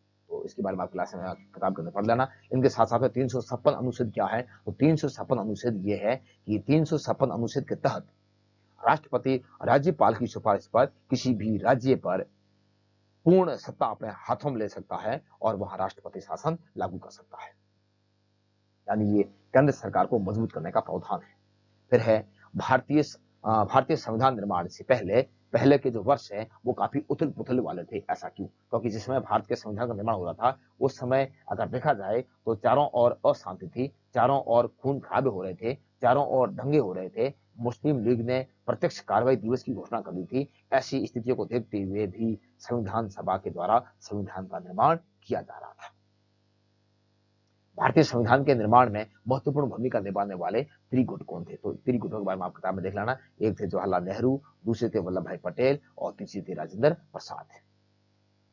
संविधान सभा ने भाषा के विवाद को हल करने के लिए क्या रास्ता निकाला था? आपको पता है भाषा को लेकर बड़ा विवाद हुआ था कि किस भाषा को राष्ट्रीय भाषा का दर्जा दिया जाए। तो विशेषकर यहाँ जो विवाद हुआ था उसमें बहुत सारे विद्वानों ने ये कहा था कि जो भारत की राष्ट्रीय भाषा है इसको हिंदी बनाया जाए, और हिंदी बनाने का जैसे ही नाम आया तो दक्षिण भारत के जो लोग थे इन्होंने इसका विरोध किया। जब विरोध किया तब इस विवाद को निपटाने के लिए आपको पता है कि संविधान सभा के द्वारा एक हिंदी भाषा से संबंधित आयोग गठित किया गया, और उसी आयोग को, उसी समिति को ये जिम्मेदारी सौंपी गई कि आप तय कीजिए कि किस प्रकार की भाषा को भारत की राष्ट्रीय भाषा का दर्जा दिया जाए। आपको पता है कि महात्मा गांधी ने हिंदुस्तानी भाषा का नाम दिया था। इनके साथ बहुत सारे लोगों ने हिंदी भाषा का और हिंदुस्तानी भाषा का भी नाम दिया था, और लेकिन अंत में जो हिंदी समिति है उस हिंदी समिति को जब ये भाषा समिति को ये एक प्रकार से काम सौंपा गया तो उसने कहा कि भारत में 15 साल तक जो भाषा है वो हिंदी और अंग्रेजी दोनों ही रहेगी। विशेषकर जो राजकीय कार्य है वो अंग्रेजी के अंदर रहेंगे। प्रत्येक राज्य को अपनी क्षेत्रीय भाषा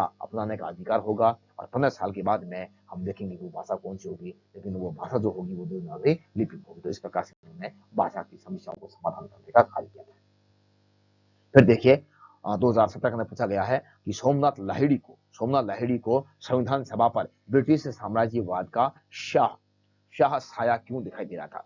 सोमनाथ लाहिड़ी मानते थे कि जो संविधान सभा का निर्माण किया जा रहा है वो कैबिनेट मिशन की ही देन है, क्योंकि कैबिनेट मिशन के प्रावधानों में कहा गया था कि भारत में एक संविधान का निर्माण किया जाएगा। इसलिए सोमनाथ लाहिड़ी को ये लग रहा था कि जो संविधान सभा है इसमें कहीं ना कहीं ब्रिटिश सरकार की कोई योजना है, वो अपनी योजनाओं को लागू करना चाहते हैं। इसलिए उनके अनुसार उन्होंने ये कहा कि ये जो संविधान सभा है ये ब्रिटिश साम्राज्य का कहीं ना कहीं इसमें योगदान है, और वो अपने अनुसार संविधान का निर्माण करवा रहे हैं। इसलिए मैं तो चाहता हूँ कि इस प्रकार की संविधान सभा का बहिष्कार कर देना चाहिए, लेकिन ऐसा वास्तव में नहीं था। हाँ, जरूर कुछ बातें थी, अंग्रेजों की देन जरूर थी, लेकिन इसमें काम करने वाले सारे कौन थे?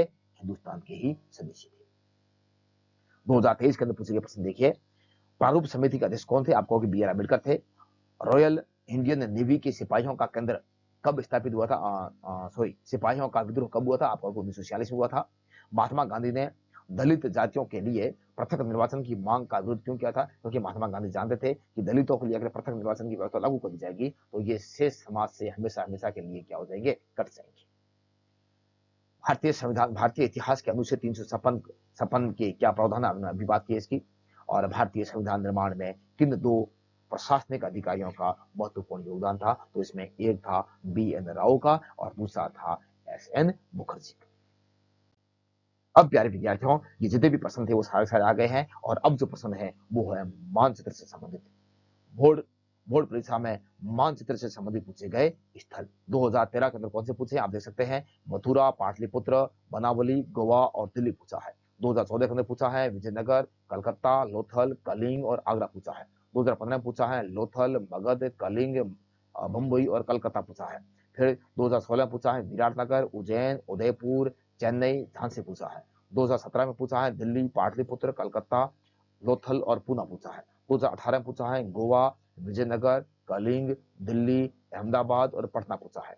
2019 में पूछा है लोथल, कनौज, नालंदा, अमृतसर, मुंबई, मद्रास। 2020 में पूछा है उज्जैन, वाराणसी, पाटलिपुत्र, शिमला, कलकत्ता, नागपुर। 2022 में पूछा है सूरत, अजमेर, मेरठ, कटक, और इसके अथवा में फिर प्रश्न आया है और अथवा में पूछा है जबलपुर, झांसी, अलीगढ़ और अंबाला। 2023 के अंदर पूछा है गुजरात, कलकत्ता, बनारस, दिल्ली और झांसी। इसके अथवा में फिर प्रश्न पूछा है और वो पूछा है मुंबई, आगरा, कटक, अहमदाबाद और मेरठ।